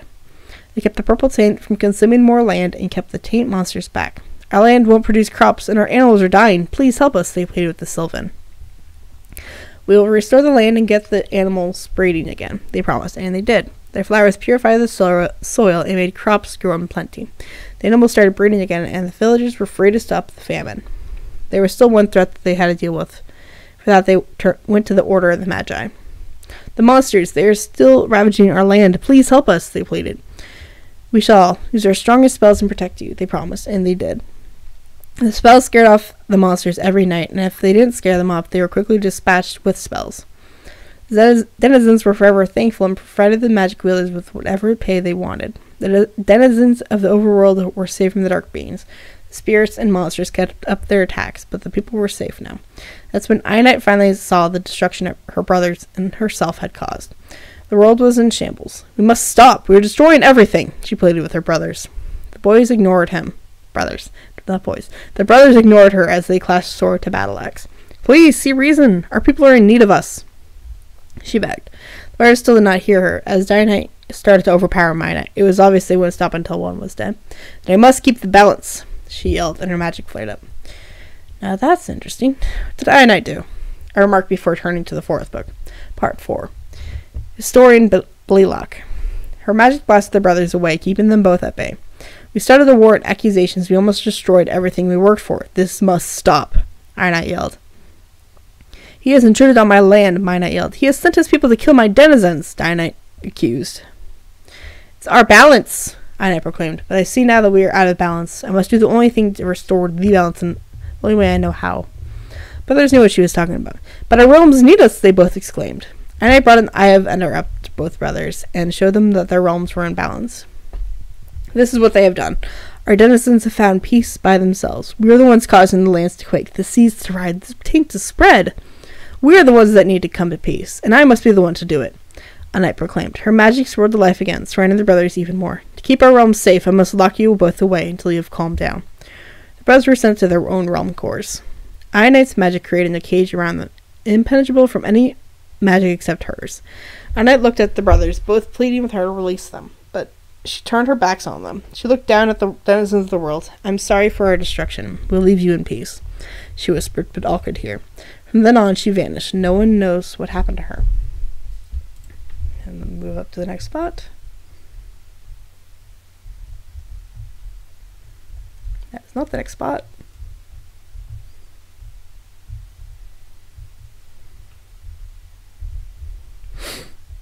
Okay.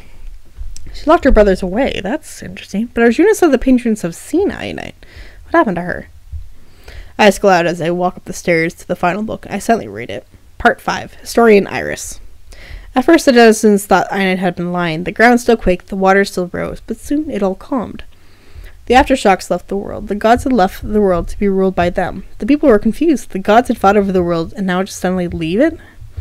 When they were needed most, the taint was still spreading, and there was no clear stop to it. Their orders worked tirelessly to protect the other people. But their magic started to dwindle. Sylvan lost contact with the Alfheim. The Order of Magic started losing their affinities to their magic. The Order of Magnum started breaking apart, something they knew how to get the power of the gods. Broke off and called themselves the Crimson Cult. Hi. The magic was dwindling, but the technology was booming. People were putting magic machines together to do the work of the magic users. The specters soon were confined to their own realm. Oh, good lord. By the witches. The sanguine even rose, and some used some of the monsters to power their rituals to protect themselves and their towns, but the devout were still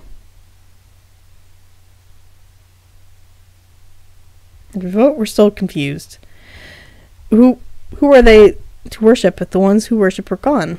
Another arose, a dark lord that controlled the land of the monsters. Good lord, hold on.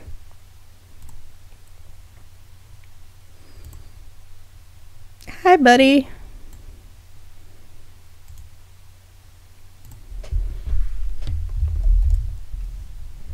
It's my book. Damn it. And if you don't like this stream, you don't have to be here. I don't understand this logic.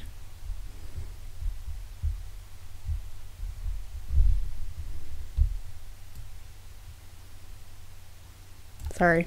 It's all people watching on YouTube. Somebody is spamming my Twitch. Yes, thank you. I'm not claiming I have any good ones. You can go away now.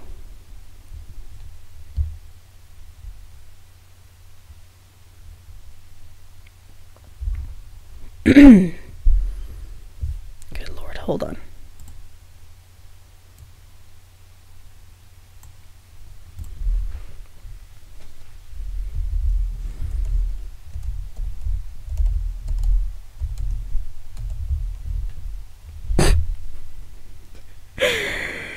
Okay, distraction gone. Anyway, where was I? The magic was dwindling, but the technology was booming. People were putting the machines together to do the work of the magic users. Spectres soon were confined to their own realm by the witches. The Sanguine even rose and used some of the magic monsters to power their rituals to protect themselves and their towns. But the devout were still confused. Who were they to worship if the ones they worshipped were gone? Another arose, a dark lord that controlled the land with his monsters. The true master of the monsters that caused the god war, Eben, the void god. Soon the people turned to worshipping him. He played with them, sometimes keeping them safe and sometimes letting the monsters roam free.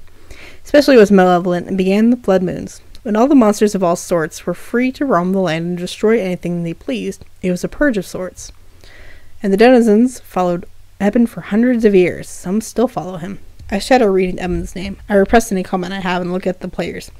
They all look at me for guidance. Right, okay. That gave us quite a bit of information. Let's go to the market and see if maybe we can learn more. I move away from the books, deep in thought about things I would speak to the Lorekeeper about. As we move into the beautiful market and start to look around, a man runs up to me and grabs me by my arms.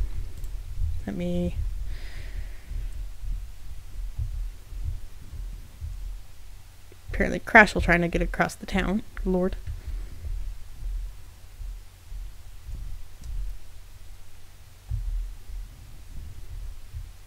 So this is the marketplace. This gorgeous little place with a bunch of NPCs.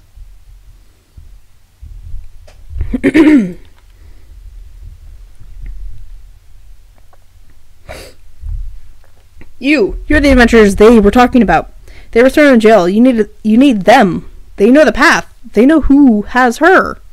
He walks up quickly, mumbling. I blink after him, completely confused. I have no idea what just happened, but I guess we're going to go to the jail next. See who he was talking about. I guide the group towards the small stone brick building, and a man in full armor comes out and looks at us. Yes, the big pronoun game. So this is the jail. I'm going to attempt to get into the commissar, but last time I tried it didn't work. It's not working now. Okay. Somebody broke the door. Oh, the door is broken. Oh, lovely. Okay. There we go. There he is. Halt! What is all you need? The man asked, blocking the path. Two that have been recently locked up. I am the messenger, champion of the Lorekeeper. I am Commissar Valentine, head of the Helvetia Guard. Are you referring to the twins? Do you have their bail? How much is it? 2 gold each. I dig in one of my pouches and produce the 4 gold and hold it out to him. Takes it and nods. He turns and walks into the building. A minute later, 2 tan-skinned young adults walk out, followed by the commissar. Liara and Jake Flinder. Do try and keep them out of trouble. Yes, sir. Thank you, commissar. Valentine nods before returning to the jail. The girl waves after him, and I look at the 2. Would you indulge me and come meet the Lorekeeper? Then you two may do what you wish. Sounds interesting. Liara smiles. Jake eyes me, but doesn't protest. Nod at the 2. Players, gather around. We return to the Lorekeeper. Players crowd us, and I activate a small rune skull that Lorekeeper gave me, and we appear at the tree again. Lorekeeper walks out of the tree a moment later. Did it go well? Yes, and I brought us some new allies, maybe. Good. Let me send the players some. We'll speak on what you found. And then back to the Lorekeeper's tree.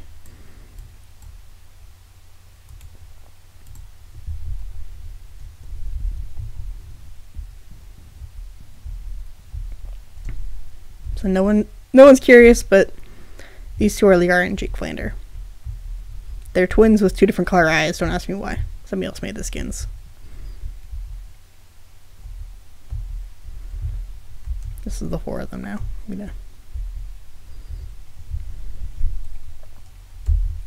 Okay. An odd emotion of the twins toward the tree, and they walk as I follow. Feel the players being teleported away, and the twins start to look around the tower. Jake seems hesitant, but Liara seems excited. Lorekeeper enters, and I take a position on her right. Right. Introductions are in order. I'm Lorekeeper, and this is my champion messenger. Lorekeeper says in a friendly manner as she lowers her maroon headscarf, displaying her lightly tanned skin, blue eyes, and blonde hair to the 2 show of faith and fearlessness. The woman, Liara, talks first as she runs her fingers through the side of her brown hair towards her ponytail. Liara Flander. The man hesitates before speaking, watching Lorekeeper hesitantly. Jake Flander. An awkward silence falls upon the room before Jake speaks again. Do we really think they're the ones? He asks his sister, and dramatically waves around the room. And she dramatically waves around the room. You're kidding, right? You and I both saw the visions from Mianite. We were saved by the man in red and black armor, and were taken to a tower disguised by a tree. It's them! Liara says gleefully. Fine, you wanted information. We only have flashes and glimpses of what happened. Our mother was commissioned by Mianite himself to discover the cause of the monsters. In return, Mianite protected us with a house and put us some kind of stasis. He caught a glimpse of Mianite's plans, his worshippers, his generals, his soldiers, and his son. He spoke to us a couple of times, told us how the war was going. He was a sad man, had seen a lot of heartbreak. He sometimes spoke about his wife to me. I was asleep most of those times, Jake admits. But we were both awake when Mianite attacked his house. We heard the explosions, saw Mianite fight Mianite. We watched him get hurt, but he banished us to a safe location and put us in full stasis. We don't know what happened to our mother. But we know that where Mianite's overworld home is. And if we're going to rescue the brothers, we will need their relics. Mianite left a few ciphers in a journal. I bet you anything that they'll be where we should. That's where we should start. Lorekeeper looks at me and look back at her and nods. Since we have our next task. I agree. Please, you two, make yourselves at home. It doesn't have much, but I can conjure beds and any other amenities for you. Thank you, Lorekeeper, Liara says. Jake nods in agreement before they go off to explore the rest of the tower. Come, Lorekeeper, let's get comfortable. I have a tale to tell you, and it's not a short one. Alright, the last chapter I'm reading today, and then I'll go away. Let me take a break for a second. Just stretch. So if anybody has no idea what I was talking about earlier when I was just making noises, someone decided to come into my Twitch chat and spam and diss me, pretty much. Which I don't, no fool does that in my chat. If he wants to stay around. Basically calling it boring and having low FPS, which I know is boring and I know I have low FPS. It's the reason nobody's actually watching my chat, my thing, and just, reading, listening. It's boring and people are still here, so it's entertaining someone. Right. The last chapter of the day, and then I'll let you guys go to stuff that's more entertaining than me. This entirety of the stream will be also on my YouTube. It'll upload within, I think, 2 hours after this, and then y'all can go download it or make hate comments on there too if you want. I don't care. Right. Chapter 4, Stone Meadow Farms, and it's from the POV of Lorekeeper. I raised my brow listening to the players who were sent by Stone Meadow Farms. Dark magic. Yes, ma'am, they say it's threatening the crops. They need help.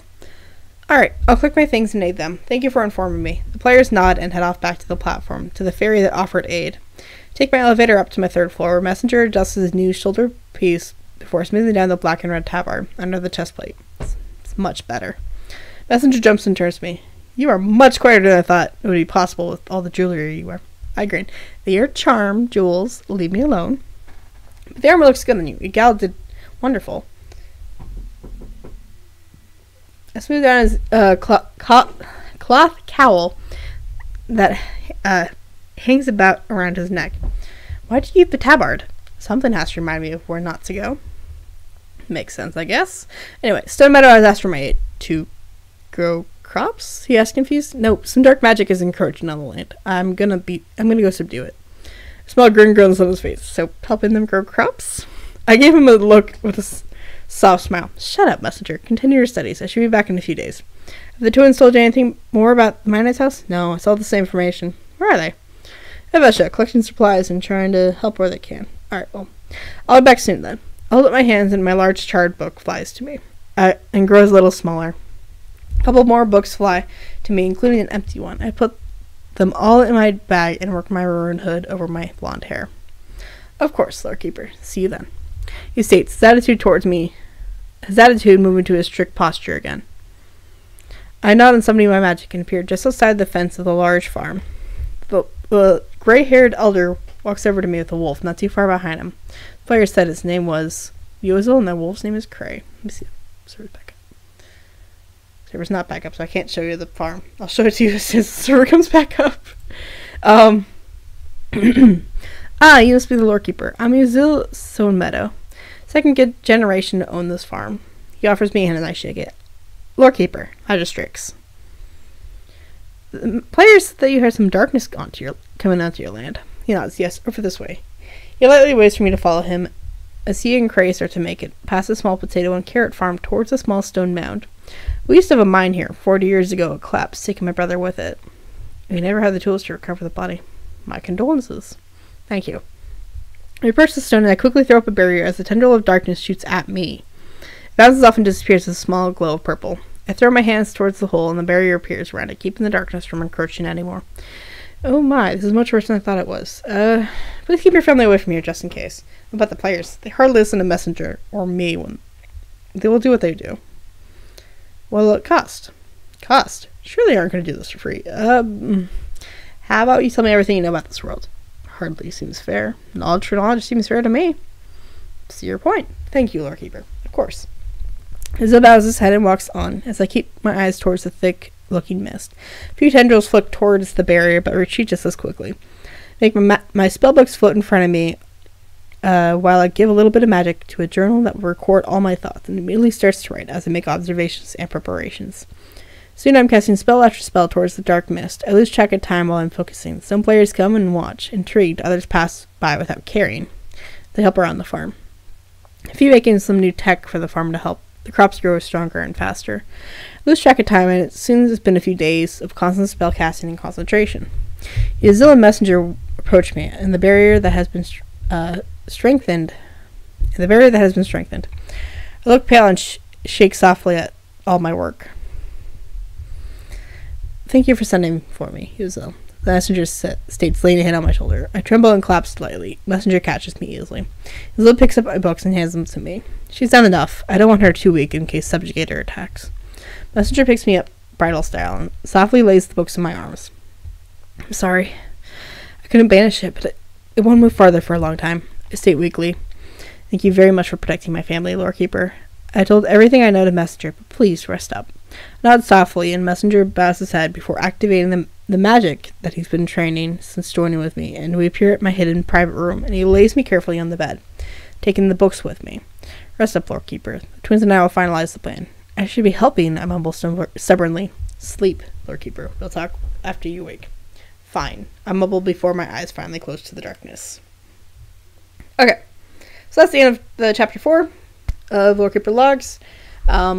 So basically, the mines were supposed to be part of the daily quest that the players could do at the farm, but we couldn't figure out how to make it that A, the land remade itself every day, and B, players, didn't break through the land too much. So we just had to make up a story as to why it was working. If the server would ever come back on, I could show you, but I don't think the server is going to come back on. You'd have to go back to my previous videos and look. That kind of gives you an idea of that Lorekeeper and Messenger are getting, Messenger was 100% strict the first time he met Lorekeeper, and now he's kind of relaxing. And the armor that he's wearing now is the one that's in game, that nobody can get to except for the, staff and stuff, but trying to think of anything else. Chapter 5 is the actual trip to Mianite's house. And I have up to chapter... I actually just learned today that I wrote the wrong chapters for half of my book that I'm writing in, so I need to go back and fix it, but I think I have up to chapter 13 already written. I just have to type them out and correct them, so yeah, more stories for you guys to ignore. So I will be posting this onto Story City. I'll be posting Lorekeeper Logs onto Story City with the rest of the story, and posting a link into the Discord. And yeah, that's pretty much it for the stream. Thank you for the people that sat around for the entire time. I don't even know if there's actually 3 people. I think one of them still call in, but I assume at some point it just became bots. And yeah, I do want to thank you guys for coming and join. And I hope you have a very lovely day for the rest of the time of the day. I don't know what time of day it is for you. It's like 8 o'clock at night. But yeah. Hope you have a fabulous day, night, weekend, blah, blah, blah. And I hope you all do stay epic.